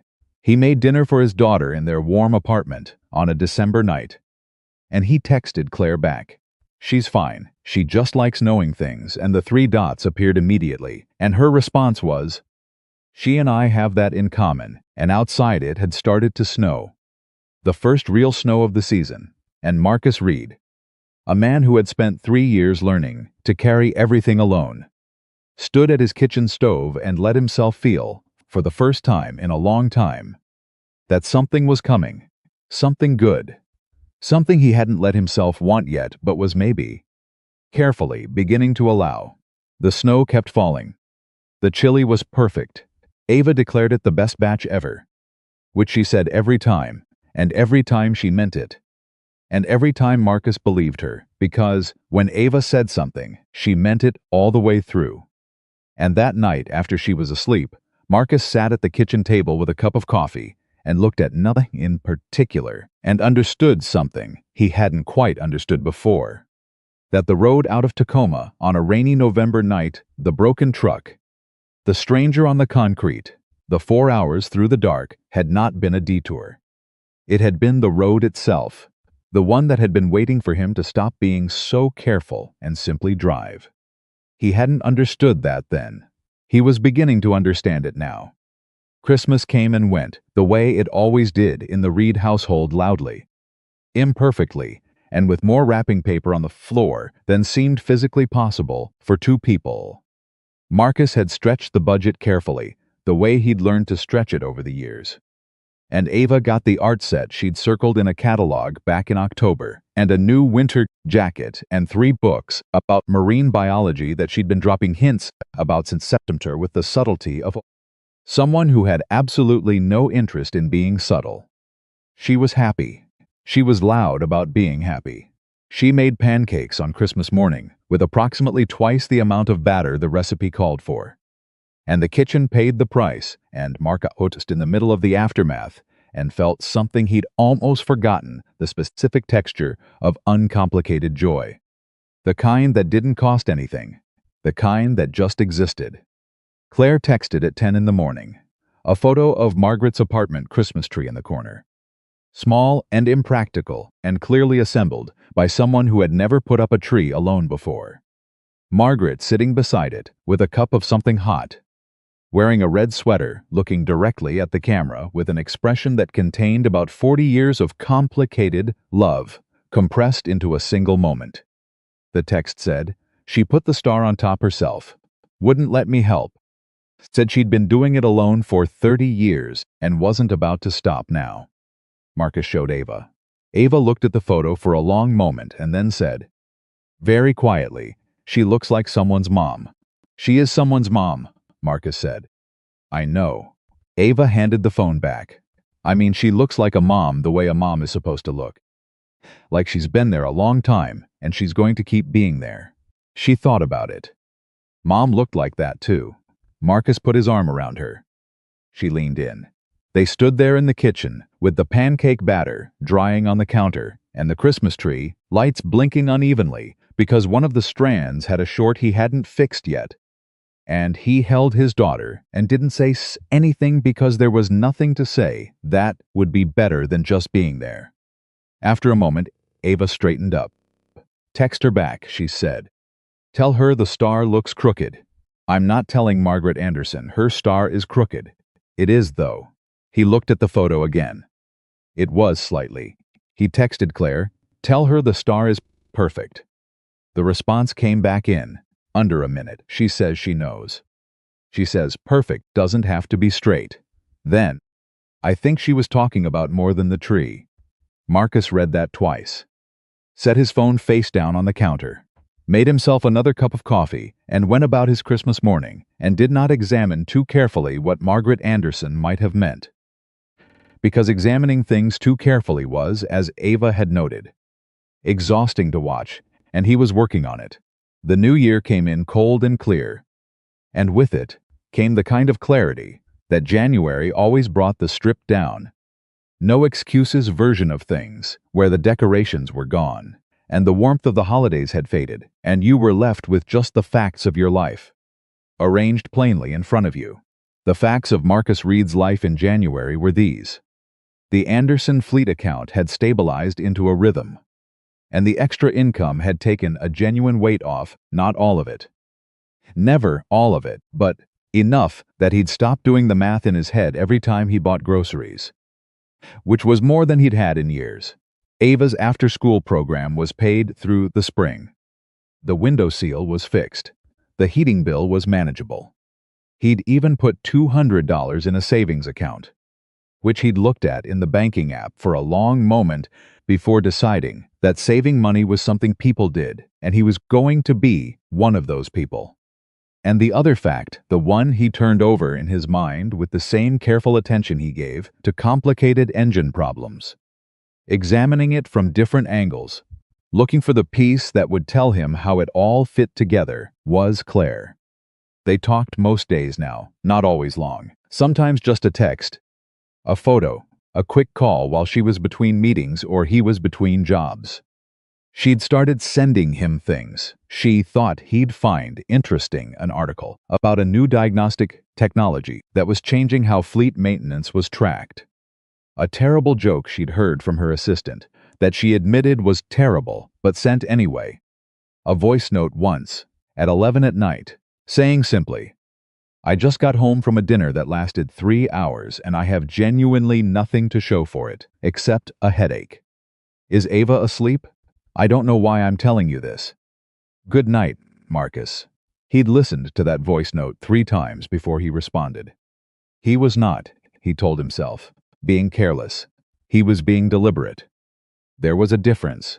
He was allowing something to develop at its actual pace, which was different from holding on too tight. This was what he told himself. And, mostly, he believed it, and the part of him that didn't believe it was getting smaller. Then, on a Thursday in the second week of January, at 4:17 in the afternoon, Claire called and her voice was different. Not wrong, not alarmed, but carrying something she was working to keep level. "Marcus, I need to tell you something, and I need you to let me get through the whole thing before you say anything." He set down the air filter in his hand. "Okay, I told you I work in healthcare. That's true. I didn't tell you the full picture." A breath, controlled. The breath of someone who has rehearsed this. "I'm not a VP of operations. I'm the CEO of Anderson Medical Solutions. I have been for 6 years. The company, it's significant. Valuation-wise, she stopped. It's in the billions." Marcus said nothing. "I didn't tell you because I didn't know you. And then by the time I knew you enough to tell you, I was afraid of what it would change." She said it quickly. "The way you say the thing you've been carrying too long. People respond differently when they know. They treat me differently. They treated me differently my whole career. And with you and Ava, things were just real. They were just actual. And I didn't want to lose that." Silence from Marcus. "I should have told you sooner," she said. "I know that. I'm telling you now because I don't want there to be things between us that aren't said. Whatever this is between us, I want it built on something true. Another pause. Say something. Marcus picked the air filter back up. Set it down again. Is that why the fleet contract came through? He said. Because you own the company. The fleet contract came through because you're the best mechanic in the Pacific Northwest, and I have 40 vehicles that need someone reliable. Her voice sharpened slightly, not defensive. Just precise. I didn't invent that, Marcus. I discovered it. But you made the call. Yes. I made the call. She didn't flinch from it. Because I was in a position to open a door that should have been open already. And I opened it. Would you have preferred I didn't? He thought about the savings account. About Ava's program paid through spring. About the weight that had lifted. No, he said honestly. I didn't think so. A pause. Are you angry? He thought about it. Really thought. The way he thought about things that mattered. No, he said again. He stopped.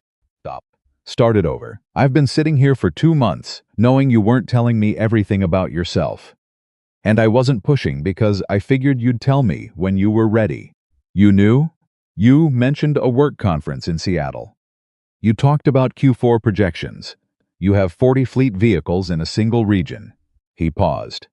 Claire, I'm a mechanic, not a fool. The silence on her end had a different texture now. Why didn't you say anything? She asked. Same reason you didn't. Whatever this is, I didn't want to mess with it before it knew what it was. Another silence. Longer. And then she made a sound that was somewhere between a laugh and a breath. The release of something held very tight for a very long time. You're something else, Marcus Reed, she said. So I've been told. By who, Ava? Mostly. Though she usually follows it with a list of my specific failures as a parent. She's thorough. She gets it from Karen. He said it without hesitation. Without that careful pause he used to take before mentioning Karen's name in any context that touched on the present. And Claire received it the same way, without making it weighted. Without softening around it, just accepting it as the real thing it was. She'd like you, Marcus said. It came out before he'd decided to say it. Karen. He cleared his throat. She liked direct people. People who said what they meant. She would have liked you. Claire was quiet for a moment. Then, thank you for saying that. It's true. I know. That's why it means something. She paused. Marcus. I want to ask you something. And you can say no. Nothing changes either way. Okay. Would you and Ava want to come to Portland? I want you to meet my mother. Properly. She's been asking. She stopped. He could hear the smile in it. That specific warmth that came into her voice when she talked about Margaret. She's not subtle about it. I know, Marcus said. She called me at Christmas. A beat. She what? For about 5 minutes. She wanted to thank me personally for the night in Tacoma. He paused. She's formidable, your mother. She called you. Claire's voice had shifted into a register he hadn't heard from her before, half exasperated. Half deeply, helplessly fond. She called you at Christmas and didn't tell me. She said you'd tell her she was being dramatic. She was being dramatic. She was being Margaret, Marcus said. Which, from what I can tell, is a separate category. He heard Claire start to say something and stop. Then did she say anything? I mean, she told me not to be around less. He paused. I told her I'd do my best. Another pause. Long enough that he thought he'd said too much. Or not enough, or the wrong version of the truth. Then Claire said, very quietly, good, I'm glad she said that. And then, Portland, you and Ava, would you? When? Whenever works. I'll come to you if the drive is. The truck holds, Marcus said. We'll come to you. He heard her exhale. Not dramatically. Just the small, genuine exhale of someone who has been holding their breath. Saturday? She said. Saturday, he said. They drove down on Saturday morning with Ava in the back seat, conducting an extremely thorough pre-arrival briefing that covered what she knew about Margaret Anderson from everything Claire had told her. What she planned to say as an opening, and whether it was appropriate to bring a gift, and if so, whether the drawing she'd made a small watercolor of a house with a very large tree in front was appropriate or too much. Marcus told her it was perfect. Ava said she wasn't sure. Marcus said it was perfect twice more until Ava agreed, tentatively, that it might be. Claire met them in the lobby of Margaret's building. She looked different from the other times he'd seen her, not dressed for work, not dressed for crisis, just herself, jeans, a dark sweater, hair down. The version of Claire Anderson that existed when she wasn't performing for a boardroom or bracing for a hospital. She looked, Marcus thought, like someone who had recently put something heavy down and was still getting used to the feeling of her own hands. She hugged Ava first, which Ava received with total naturalness, like it had always been this way. And then she looked at Marcus, and he looked at her, and they did the thing people do when words are slightly beside the point. They let the moment be what it was. "Hi," she said. "Hi," he said. "She's already made cookies," Claire said. "She started at 6 in the morning. She told me it was 'cause she wanted them to be fresh. I think it was because she was nervous." "Margaret Anderson gets nervous?" Marcus said. "Apparently you have that effect on people," Claire said. And then she turned and led them toward the elevator.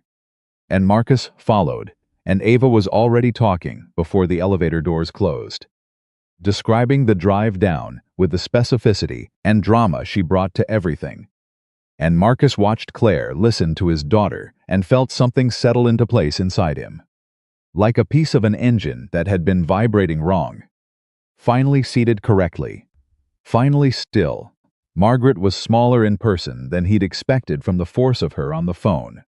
She opened the apartment door before they knocked. She'd heard the elevator, and she stood there in a house sweater and reading glasses pushed up into her silver hair. And she looked at Marcus with sharp, clear eyes that had the particular quality of someone who had been paying attention for 64 years and was very good at what they saw. "So," she said, "you're the mechanic." "Yes, ma'am," Marcus said. "My daughter talks about you constantly. She doesn't know I notice. I notice everything." She shifted her gaze to Ava. Her expression changed entirely, warm and immediate and genuine. "And you must be Ava." "Yes," Ava said. "I brought you something." She held out the watercolor with both hands. The offering posture, careful and hopeful. Margaret took it, looked at it for a long moment. The house, the tree, the careful, earnest strokes of a child who had put real effort in. Her face did something quiet and real. "It's beautiful," she said. Simply, without performance. "It's supposed to be your new place," Ava said. "I made the tree big because Claire said you always wanted a yard but didn't have one. So I figured maybe you could have a big tree instead." Margaret looked at Ava over the watercolor, and her eyes were bright. "Come in," she said. "I have cookies, and I want to hear everything about you." Ava went in like she'd always been welcome there, because as far as Ava was concerned, she had. Marcus started to follow, and Margaret put her hand on his arm, just briefly, just a touch, deliberate and light. "Thank you," she said. Not like it was the first time she was saying it, like it was the time that counted most. "Mrs. Anderson." "Margaret." Firm, immediate. "Margaret," he said. "Thank you for having us." She held his gaze for a moment with those sharp, clear eyes. "You're a good man, Marcus Reed," she said. "My daughter knows it. My granddaughter-elect knows it."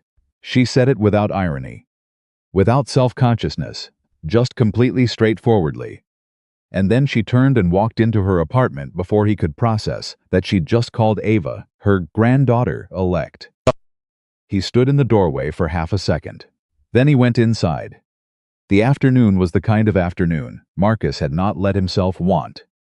Not because he hadn't been capable of wanting it, but because wanting something that specific, something that looked and felt so much like a family, assembled from unexpected pieces, gathered around a small dining table with homemade cookies and Ava's drawings spread across the coffee table, and two women who had lost different things and were finding their way back, wanting that felt like something that could be taken. Like the other times, things had been good. He let himself want it anyway. Ava and Margaret were deep in a conversations about marine biology that Margaret was navigating with impressive command for someone who had not, as far as Marcus knew, spent any particular time thinking about marine biology. She asked questions. She leaned in. She treated Ava's expertise on the subject of bioluminescent deep-sea creatures with the respect it deserved, which was considerable. Claire came and sat beside Marcus on the small sofa. "She's good at this," Marcus said quietly, watching Margaret. "She was a single mother for 30 years, Claire said. "She knows how to make a child feel like the most important thing in the room." She paused. "I didn't fully appreciate that when I was growing up. I thought it was just what mothers did. I didn't understand how much it took." "You understand now," Marcus said. "I'm understanding a lot of things now." She looked at him sideways. "Some of them are about you. Should I be worried? Probably not." She was quiet for a moment. "Marcus, I want to say something, and I want to say it right. So I need you to let me get to the end of it before you deflect." "I deflect? You deflect constantly. You're doing it right now. Stop." He stopped. "That night in Tacoma," she said. "When I was on the ground outside that station, I had called 17 people. 17 people I would have called friends. People who had been to my house. People whose weddings I'd attended. People who knew my name." She kept her voice low, so it didn't carry to the other side of the room. "Nobody came." She paused. "And then you came. And you didn't know me. And you had nothing to gain, and every reason to drive away. And you crouched down in front of me in the rain, and you said, 'Look at me.'" Marcus said nothing, looking at her. "I've built a significant life," Claire continued. "By most measurements, a successful life. I have a company and a title, and all the things that are supposed to mean something. And I was sitting on wet concrete in a rest stop parking lot with nobody coming." She stopped. "You changed the trajectory of my life that night. And I don't mean the fleet contract. I don't mean the career thing. I mean," she looked down at her hands. "I'd been moving in one direction for so long. Toward success and away from the things that actually," she stopped. "Found the word, that actually fed me. And then this man I didn't know showed up and drove me through the rain, and fixed his own truck on the side of the road in the dark, and didn't ask for anything. And it reminded me, viscerally, completely, what I actually valued. What kind of life I actually wanted." Marcus was quiet. "You didn't just bring me to my mother," she said. "You brought me back to myself. And I've been trying to figure out how to say that without making it too big. And I've decided I can't make it smaller than it is. So there it is." He looked at her for a long moment. This woman, the one who had been on her knees on wet concrete, and the one who had held a flashlight, steady on a dark highway, and the one who had sat in his shop and talked to his daughter like she mattered, and the one who was sitting beside him now, with her hands in her lap, saying the truth thing completely. "Claire," he said. "You're going to deflect," she said. "I'm not." Took a breath. "I was lost too. You know that. After Karen. I built the life, and I kept Ava safe, and I did everything I was supposed to do, and I was going through it. Correctly, faithfully, and not really there." He paused. "That night helped me too. Watching you not give up. Watching you be that broken and still fighting to get somewhere that mattered. It reminded me that still wanting things wasn't a risk. It was the point." Claire looked at him. "I'm not going to tell you I've got it all figured out," he said. "I'm not going to tell you I know what this is, or where it goes. I've been careful my whole life because being careful kept things intact. And I'm working on finding the line between careful and closed." He held her gaze. "But I'm here. That's what I can tell you. I'm here, and I'm not going anywhere." She held his gaze for a long moment. Then Ava's voice carried across the room. "Dad, did you know that anglerfish have teeth that are transparent?" Margaret didn't know that either, so don't feel bad, and both of them turned. And Margaret was laughing, and Ava was gesturing emphatically with a cookie. And the moment folded itself into the larger moment of the afternoon. Marcus felt Claire's hand find his on the cushion between them. He turned his hand over and held it, and he didn't let go. The drive back to Tacoma was quiet in the good way. Ava fell asleep by the time they hit the highway, one shoe on and one shoe off. Exactly as she always was, Jack at his pillow against the window. Marcus drove with both hands on the wheel, and the radio low, and the perpetual peace of someone who has done something right and knows it. His phone lit up on the seat beside him. A text from Claire. He waited until a straight stretch to glance at it. It said, "She loved her. She told me after you left that Ava is exactly the kind of person the world needs more of." He glanced in the mirror at his sleeping daughter. The purple jacket, the crooked position, the way she trusted absolutely, in sleep, that the vehicle would hold and the road was safe and she would arrive. He typed back at a red light. She gets that from her mother. 3 dots, then and the good parts from her father. He put the phone down, drove. The highway unspooled in front of him, dark and wide and going exactly where he needed to be. He thought about what Margaret had said. Granddaughter-elect. Like it was a fact. Like it was already decided by some authority that superseded ordinary human uncertainty. He thought about Karen, the way he did on drives like this, not with pain.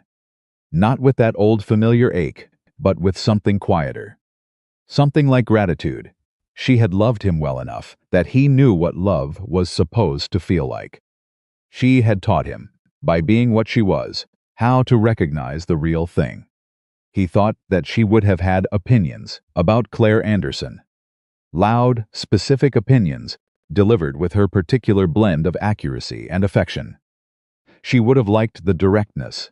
She would have respected the honesty. She would have made exactly one sharp observation about the billions of dollars and then never mentioned it again because it genuinely wouldn't have mattered to her. She would have looked at the way Claire held Ava's drawing with 2 hands and been satisfied. He knew that. He felt it with the quiet certainty of someone who had known another person all the way through and carried that knowledge forward. He was not replacing anything. He was not erasing anything. He was not starting over. He was continuing the same man. The same father, the same person who had fixed engines and driven through storms and crouched down in the rain. Because his daughter asked him to continuing forward. On a road that had turned in a direction he hadn't expected. Toward something real. He drove home through the January dark. And Ava slept. And the truck held. And somewhere in Portland, Claire was sitting with her mother in a warm apartment with a crooked Christmas star and a watercolor of a tree that was probably big enough to have a tire swing. And everything that was supposed to matter was, finally, beginning to matter. At 11:42 p.m., already home, Ava in bed, Marcus sitting at the kitchen table with the last cup of coffee of the night. His phone lit up one more time. Claire, a photo. Margaret, asleep in her armchair, with Ava's watercolor in her lap. Still holding it. Just holding it. Even in sleep. No text underneath. No caption. Just the image. Marcus looked at it for a long time. Then he looked at the cold kitchen around him, the clean counter, the dish rack, the window with the fixed seal, the small photograph of Karen and Ava on the refrigerator door that had been in the same spot for 3 years, and he felt the extraordinary, ordinary weight of a life that was, against considerable odds, becoming more than he'd allowed himself to hope for. He put the phone down. He turned off the light. He went to bed. And for the first time in a long time, he fell asleep without doing the math. February arrived without ceremony. The kind of month that didn't announce itself, just showed up gray and cold and got to work. Marcus had learned to respect February. It didn't pretend. It was what it was, and it asked the same from you. He was under a company van at 8:15 in the morning when Jim Hartley's shoes appeared by the creeper. Marcus recognized them, the brown work boots Jim had worn every day for 6 years. Resoled twice, still going. He rolled out. Jim's face was the careful face. The one he used when something needed saying. "Board meeting," Jim said. "Yesterday. I wasn't going to bring it up, but you need to know." Marcus sat up on the creeper. "What happened?" A buyer. National Fleet Management Company out of Dallas. They've been circling for 2 years, and they made a formal offer last week. Jim sat down on the shop stool. It's a significant number. Enough that I'd be stupid not to consider it. Marcus looked at him steadily. You're considering it. I'm not deciding anything yet. I wanted you to hear it from me first. Jim met his eyes. The Anderson contract, that's a major part of what makes us attractive to them. You know that. Marcus did know that. And if they buy, there'd be changes. Could be restructuring. Could be personnel shifts. Jim said it plainly. Because Jim had always been plain with him. I can't make promises I don't control. Marcus nodded. He looked at the van he'd been working on. The Anderson Medical logo on the side. White and clean and steady. Okay. Jim looked at him. That's all? What do you want me to say, Jim? I don't know. Something. You built that account. You're the reasons it exists. And you're the reason I had a job to build it from. Marcus stood up. You'll do what makes sense for the business. I'll handle whatever comes from it. Jim looked at him for a long moment. You're a frustrating man to manage, Reed. You've told me that before. I'll probably tell you again. Jim stood. Nothing is decided. I just needed you to know. Marcus went back under the van. He lay there in the dark beneath it and thought about the math he'd promised himself he wouldn't do. And did it anyway, because he was human, and that was what humans did. The savings account. The window. The program. $200 that had felt like the beginning of something. What happened to beginnings when the ground shifted under them? He stayed under the van and worked, because that was the thing he knew how to do. He didn't call Claire that morning. He almost did. 3 separate times. But he put the phone back in his pocket each time. Because something stopped him, not pride, exactly. Something more complicated than that.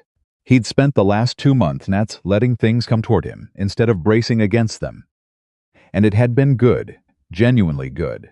And he didn't want to bring her into this particular weight before he'd sorted out how felt him. She called him at noon, like she'd felt the silence. You're quiet today, she said. Busy morning, Marcus.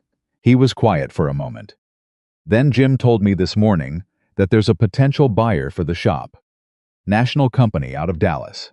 The Anderson contract is part of what makes us attractive. He paused. I don't know yet what it means for my position. The silence from Claire was quick and complete. Then how long has this been in discussion? He said 2 years of circling. Formal offer last week. She stopped. He could hear her thinking. I didn't know. I want to be clear about that. Fleet contracting decisions go through operations. And I'm not involved in every. I know you didn't know, he said. That's not. He stopped. Started again. I'm not saying it like it's your fault. I'm telling you because you asked why I was quiet. A pause. What do you need right now? The question landed on him cleanly. Not what can I do? Not let me fix it. Just what do you need? I don't know yet, he said honestly. I'm still figuring out how I feel about it. Okay, she said. Then figure it out. I'm here, he breathed. Thank you. Don't thank me. Just tell me when you know. A beat. And Marcus, whatever happens with the shop, whatever the Dallas company does or doesn't do, your position in that account is because of your competence. That doesn't disappear because a sign on the door changes. You can't promise that, he said. No, she said. I can't. But I can tell you what I know from my end. And what I know is that your work is exceptional. And I will say that to anyone who asks. She paused. I'll also say it to people who don't ask, because I have a habit of saying things that need saying whether or not someone prompts me. He made a sound that was almost a laugh. There he is, she said. I'm fine, he said. You're getting there, she said. Which was what he'd told Ava back in December, and hearing it come back to him from her voice she'd remembered. She'd held on to it, did something to him that he didn't have words for right away. Yeah, he said. Getting there. He spent the rest of the afternoon working through the Fleet queue with methodical focus that had always been his best defense against uncertainty. If he was moving, If his hands were doing something real, the other parts of his brain quieted enough to function. He'd always been that way. Karen used to joke that he thought better horizontal, meaning under a vehicle, and she hadn't been wrong.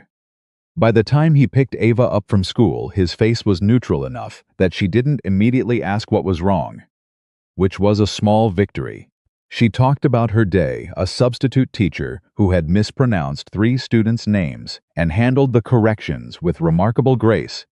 A math test she was confident about, a disagreement with her best friend Lily about whether dolphins or elephants had better memory that had apparently escalated to a level requiring teacher intervention. Who won? Marcus asked. Lily conceded on elephants, but maintains dolphins are more emotionally intelligent. I allowed it as a compromise. Ava considered. Lily is good at debate, but she doesn't always do enough research. That's generous of you. I'm working on being generous, Ava said seriously. It's one of my goals for the year. How's that going? Medium, she said. I gave Lily half my granola bar today, even though I was still hungry. But I was a little resentful about it. Generosity is a practice, Marcus said. Nobody starts perfect. Did you start not perfect? I started considerably worse than medium. Really? She looked genuinely interested. At what? He thought about it.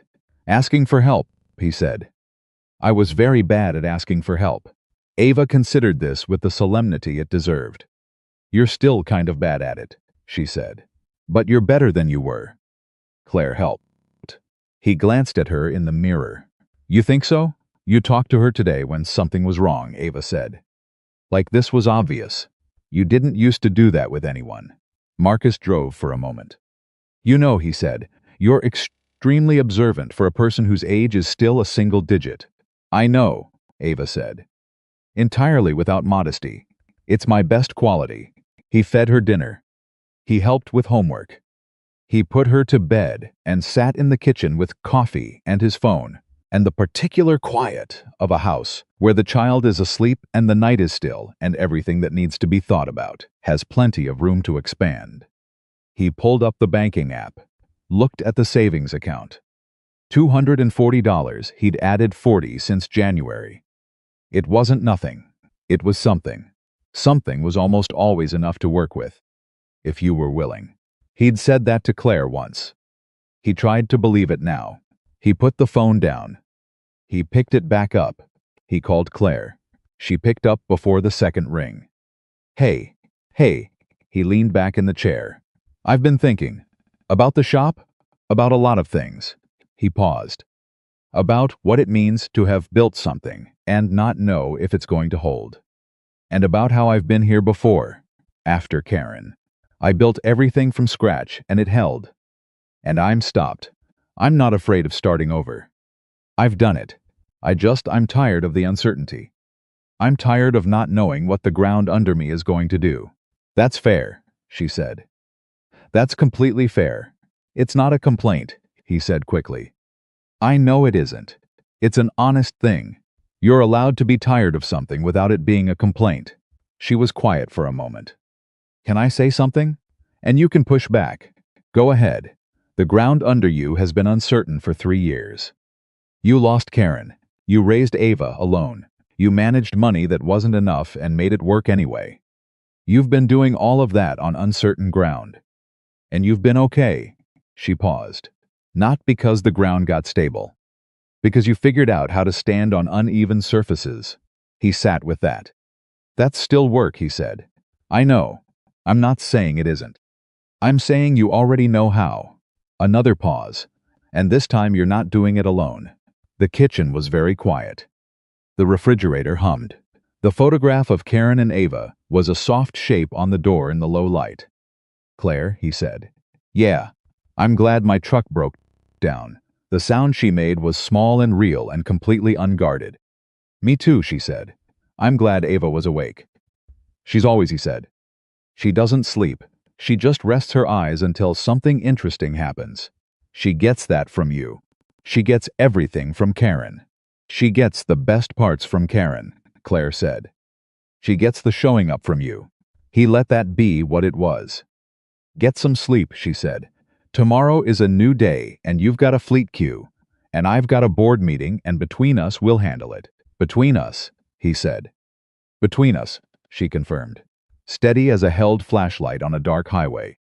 He slept that night without doing the math. The twist came on a Tuesday morning 3 weeks later. Without warning, the way the real ones always do. Marcus was in the middle of a diagnostic on a company sedan when Jim appeared in the shop doorway. With 2 people, Marcus didn't recognize a man in a suit that cost more than Marcus's truck, and a woman with a tablet and the focused expression of someone who had been evaluating things professionally for years and was very good at it. "Jim," said Reed, "these are the people from Dallas." Marcus set down the diagnostic reader, wiped his hands, did not offer a handshake until his hand was clean, because that was how he'd been raised, and he was not going to stop being who he was because someone expensive had walked into his shop. The man's name was Patterson, Senior VP of Acquisitions. He had the kind of handshake that told you he'd practiced it. "We've heard a lot about you," he said. "From who?" Marcus asked. Patterson smiled the smile of someone who considered information a currency. "Various sources. The Anderson account is the centerpiece of what makes this shop valuable to us. And the Anderson account runs through you." Marcus looked at him. "The Anderson account runs through my work," he said. "Those are different things." Patterson blinked. "Just slightly." The woman with the tablet made a small note. "We're interested in retaining the key personnel that make this operation what it is," Patterson said. "Recalibrating smoothly.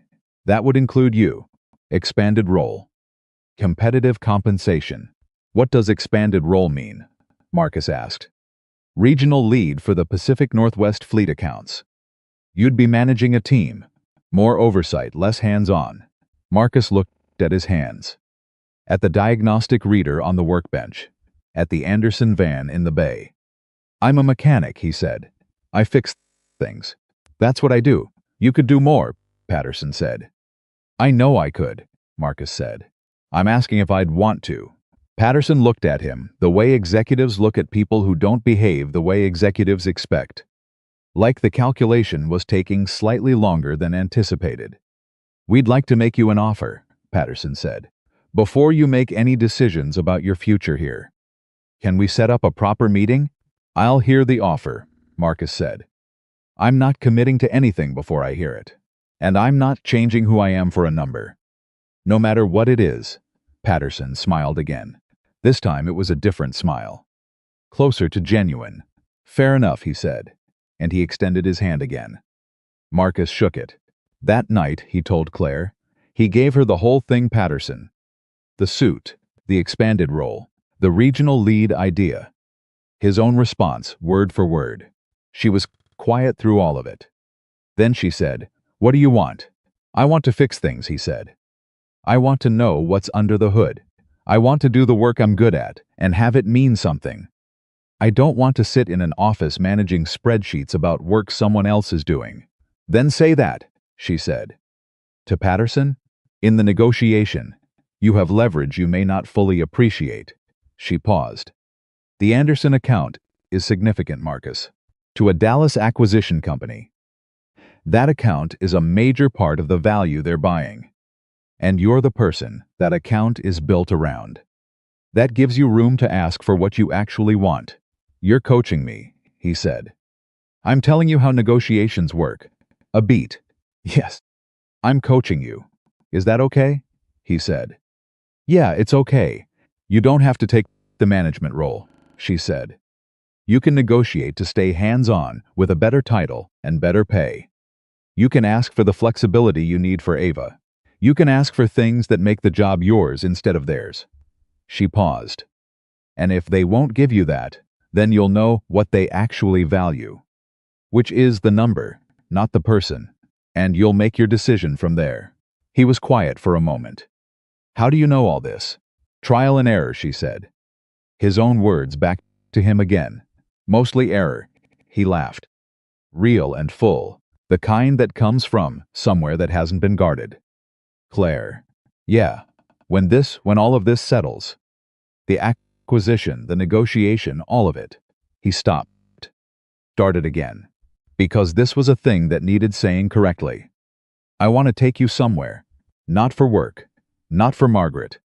Just somewhere. You and me. The silence on her end was the good kind. The kind that meant something was landing. Like a date, she said. The word careful and small and somehow enormous. Like a date, he confirmed. Another pause. Then, I've been waiting for you to say that for approximately 2 months. I know, he said. I was working on not being careful. How's that going? Medium, he said. But improving. She laughed, and it was the real one. The bright, sudden one. The one that had surprised him the first time he heard it in a truck cab on a dark highway and had never stopped surprising him since. Okay, she said. A date. Yes. Absolutely yes. He went to sleep that night with the uncomplicated peace of a person who has said a true thing and been met by another true thing. And it was enough, and it was more than enough. The meeting with Patterson happened on Thursday. Marcus went in, knowing what he wanted, and he said what he wanted. Calmly, and specifically the way he approached every diagnostic. With precision and without drama, he wanted his title to reflect his actual contribution. He wanted the hands-on work protected. He wanted flexibility for Ava built into the structure, not just tolerated as a courtesy. He wanted the salary that reflected the account he'd built. Patterson listened, made notes, said he'd be in touch by the following week. Marcus went back to work. He fixed 3 vehicles. He picked Ava up from school. She had won the dolphin versus elephant debate on emotional grounds, having constructed a presentation with index cards, which she showed him in the truck with the seriousness of someone presenting to a board. Lily conceded entirely, Ava said. How do you feel about that? I feel righteous, she said. But I also feel a little bad for Lily. So I told her that dolphins and elephants are both exceptional, and the world needs both. That's wisdom, Marcus said. It's compromise, Ava corrected. But sometimes compromise is wisdom.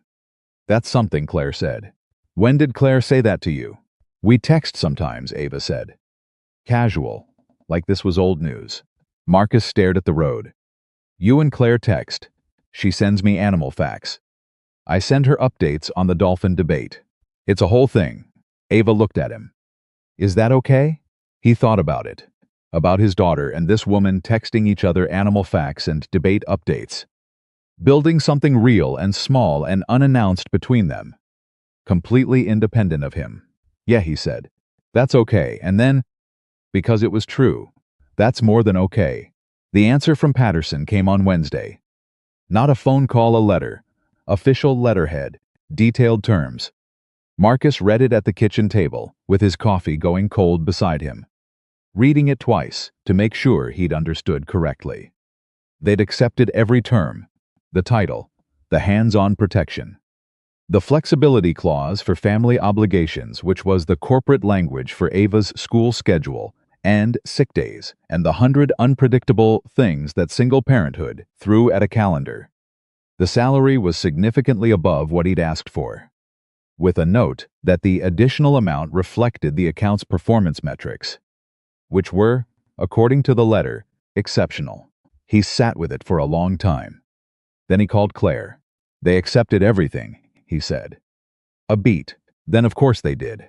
I asked for a lot. You asked for what was fair, she said. There's a difference. A pause. How do you feel? He thought about it. The savings account. The window. The heating bill. Ava's program. $240 that had felt like the beginning of something. This felt like the beginning of something that had room to become more. Like the ground just got a little more level, he said. Good, she said. You should feel that you built it. We built it, he said. She was quiet for a moment. Then, does this mean we get to have that date now? Saturday, he said. If you can get to Tacoma, I'll be there Friday night, she said. Margaret insists I stop driving down and back in the same day. She says it's inefficient and exhausting, and she wants me to stay over at least one night a weekend. A pause. She also wants to see Ava. She's been asking about the marine biology project. Ava has been developing a presentation on anglerfish. Oh, Margaret is going to love that. She's going to have questions. Margaret always has questions. He smiled, sat back in the kitchen chair, looked around the apartment, the clean counter, the dish rack, the refrigerator with Karen's photo.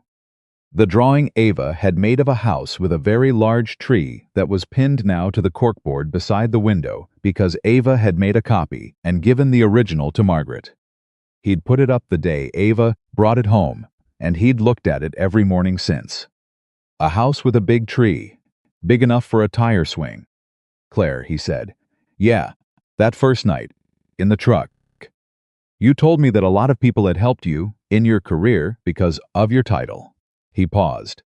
And that I was the first person in a long time who helped you because you were just a daughter who needed her mother. I remember, she said. I need you to know that's still who I am. Whatever the contract says, whatever the title is, I'm the same person who stopped in the parking lot. I know that, she said. That's not something I'd ever question. I know you wouldn't. He paused. I just need to say it out loud sometimes. So it stays true. Say it as often as you need to, she said. I'll be here to hear it. The date was Saturday. Tacoma Waterfront, a seafood place that was nothing fancy. Which was exactly right. They sat across from each other for the first time, without Ava between them. Without a hospital or a shop or a truck cab providing the context, just the two of them, and it was slightly awkward for about 4 minutes in the specific, human way of first dates that both people have been waiting on for too long. And then Claire said, I'm nervous, which is absurd. Because we've talked every day for months, and Marcus said, I counted 17 things to say on the drive over and forgot all of them, and they both laughed. And after that it was easy. They talked for 3 hours. The food was good. The view was better. She told him things she hadn't told him yet about the company's early years. About the deal that had nearly broken her, about the night she'd called her mother from a parking garage in San Francisco and cried for 40 minutes and then gone back in and closed the negotiation. Because that was what she did. And how she'd wondered afterward if that was strength or damage. Both, Marcus said. I think it's both. You can be strong and also damaged by the same thing. She looked at him across the table. Karen, he confirmed. Losing her made me stronger than I thought I could be. It also did things to me I'm still working out. He paused. Both at the same time. Does it bother you? She asked. Carefully. That I'm asking about her? Being part of something that... No, he said. Before she could finish. She was the best of my life for 12 years. She'll always be part of what I am. If you're going to know me, you know that too. It doesn't compete with anything. He met her eyes. It just exists alongside it. Claire reached across the table, covered his hand with hers, the same way she'd found his hand on the cushion in Margaret's apartment. Deliberate. Present. I can do alongside. Yeah, he said. I think you can. They walked along the waterfront afterward. The February air was cold and direct, and neither of them mentioned it. She put her arm through his, and they walked the way people walk when they've stopped needing to perform anything for each other at a natural pace. Quiet where quiet was right, talking where talking was right. He told her about Karen's chili obsession and the cook-off and Frank Kellerman's store-bought disaster. She told him about the first board meeting where she'd walked in and the CFO had asked her assistant, not her where the CEO was, how she'd said calmly, I'm right here and let the silence do the rest. Did it work? Marcus asked. That CFO has been my most reliable board vote for 4 years, she said. Ruthless, he said. Effective, she corrected. Effectively ruthless. She leaned her head briefly against his shoulder as they walked. Just for a moment. Just enough to mark it. He didn't say anything. He just stayed present. When he got home that night, Ava was with Mrs. Patton downstairs. He texted to say he was back. And Ava appeared at the door 4 minutes later in her pajamas with the considered expression of a person who has been waiting to assess something. How was it? She asked. Good, he said. Good, or good, okay? Good.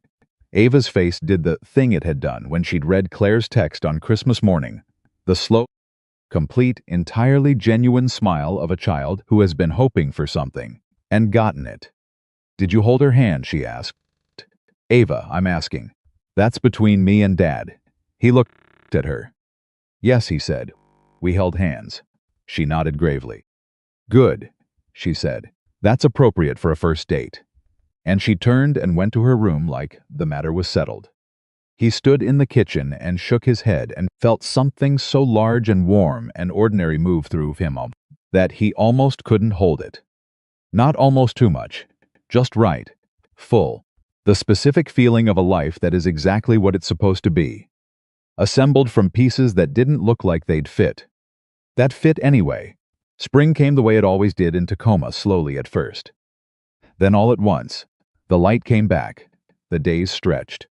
The shop got busy with the post-winter rush, and Marcus worked through the queue steadily, methodically, with the new title on the door, and the team that was slowly, imperfectly becoming a team. He was not, it turned out, terrible at leading people.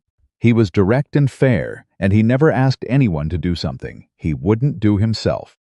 And the crew figured that out fast and operated accordingly.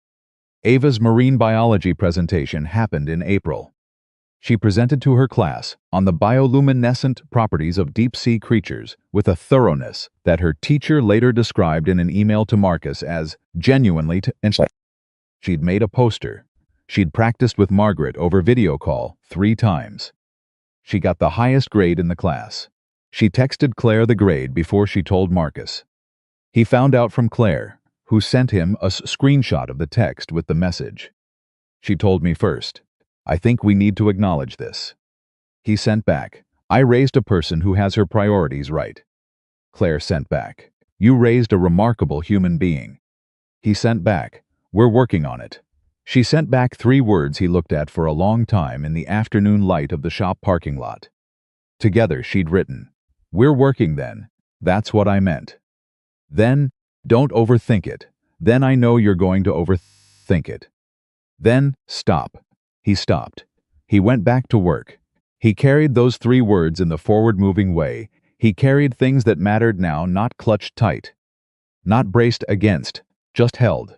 The way you hold something you trust not to disappear. Margaret came to Tacoma in May, not for a medical appointment. Not for any particular reason except that she had decided she wanted to see where Marcus and Ava lived. And Margaret Anderson, as everyone in her orbit had learned, did not wait for circumstances to align before she decided to do something. She arrived on a Saturday morning with a casserole dish and opinions about the organization of Marcus's spice rack that she delivered clearly and without apology. "You have paprika in 3 different places," she said.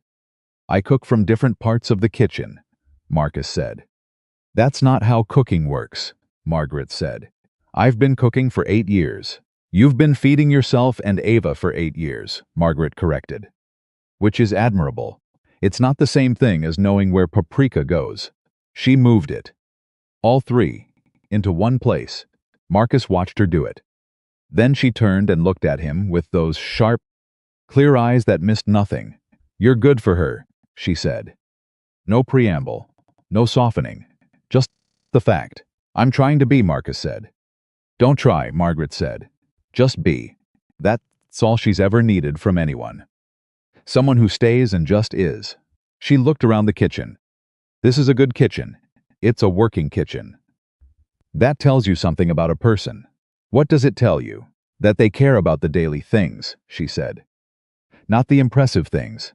The daily ones. She turned back to the casserole. Those are the ones that last. Ava came in at that moment at full speed, slid on the kitchen floor in her socks, and caught herself on the counter with both hands. "Margaret, you made the chicken thing?" "I made the chicken thing, Dad." "She made the chicken thing. I see that," Marcus said. "This is the best day," Ava said, with the absolute conviction of someone who meant it completely. Claire arrived at noon. She had driven down herself no rental. Her own car this time, the one that lived in the Portland garage, because she spent enough weekends in Tacoma that it made sense. She walked in the door, and Margaret handed her a dish towel with the authority of someone who has been running this kitchen for hours and intends to keep running it. And Claire took it, without question, and set the table. And Marcus stood in the doorway of his own kitchen, watching the three of them navigate the space, his daughter, and the woman he was falling toward, and the woman who had raised her, and he felt something so complete and so specific that he pressed it into memory with both hands. This, he thought. This is what it was all for. The dark highway. The broken truck. The rain. The $43 and the paper towel bandage and the 4 hours in the cold. Every careful, exhausting, faithful step of the 3 years before that night. It was all for this room, these people, this ordinary Saturday in May with chicken casserole and a child sliding on the kitchen floor and the sound of 3 voices that had found each other against every odd that existed. He stepped into the kitchen. He picked up a dish towel. "Tell me what needs doing," he said. And they did. That evening, after the casserole and after Ava had shown Margaret the full marine biology presentation at the kitchen table, with the poster and everything, and after Margaret had asked 17 questions, and Ava had answered 16 of them with complete authority and admitted uncertainty on the 17th, which Margaret said was the mark of a real scientist. And after the dishes were done, and Ava was asleep, and Margaret was reading in the small guest room that had been the storage room until Claire had mentioned quietly one weekend that Margaret visited more often than she'd anticipated. And Marcus had cleared it out without being asked. And after all of that had settled into the quiet of a late Saturday night, Marcus and Claire sat on the front steps. She had her coffee. He had his. The May night was cool and clear. The kind of clear that only happened after the gray months finally released their grip. "I've been thinking," Claire said. "About what?" "About the company." She held the cup in both hands. "I've been thinking about restructuring the community health division. Expanding the portable clinic program. Taking it into rural areas. Places that don't have easy access to care." She paused. "It would require significant investment, and there'd be people who pushed back on it.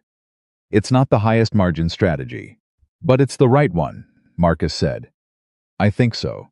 She looked at him sideways. "I've been thinking about a woman from a healthcare company who called herself a VP of operations to a mechanic in a rest stop parking lot. And how much time that woman spent optimizing for things that didn't actually matter." She paused. "I don't want to be that person anymore." "You're not," he said. "I'm getting there," she said. His words again.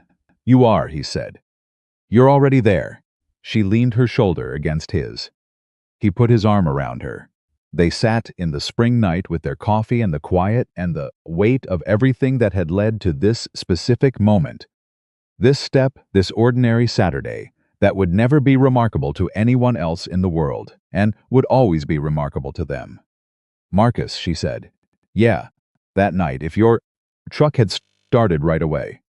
If Ava had already been asleep, if you'd been 5 minutes earlier." She stopped. "We would have missed each other entirely."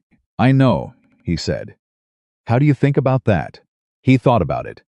About the specific exact chain of events, the bathroom stop, the timing, the rain, the parking lot angle that put his headlights exactly where they needed to be.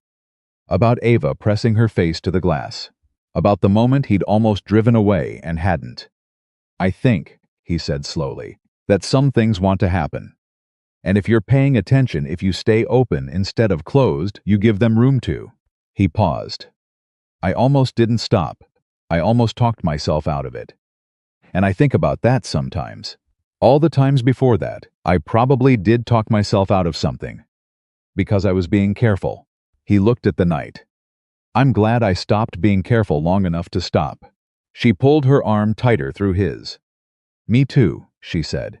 "I'm so glad you stopped." They sat there until the coffee was gone, and the night had deepened, and the neighborhood had gone fully quiet around them. And when they finally went inside, Marcus paused in the kitchen doorway and looked at the refrigerator. At Karen's photograph. Karen and Ava, laughing at something off camera. The image bright and clear and fully alive. He looked at it for a long moment. Then he looked at the corkboard beside by the window. Ava's drawing. The house. The tree, enormous and generous. Arms spread wide. Big enough for a tire swing. Big enough for anything. He turned off the kitchen light. He was not the same man who had pulled into that parking lot on a rainy November night. He was not worse than that man, and he was not simply better. He was more open, more present, more willing to let the road go somewhere unexpected. He was the man who had stopped and crouched down and said, "Look at me," and in doing so had discovered that what he thought was a detour was the most direct route home there was. Some people spend their whole lives waiting for the miracle. The grand gesture. The unmistakable sign. Marcus Reed had learned something different. He'd learned that the miracle was a parking lot on a dark highway. It was a cracked phone and $43 and a truck that held just long enough. It was an 8-year-old pressing her face to cold glass and asking why. It was the decision to stop and everything that came after.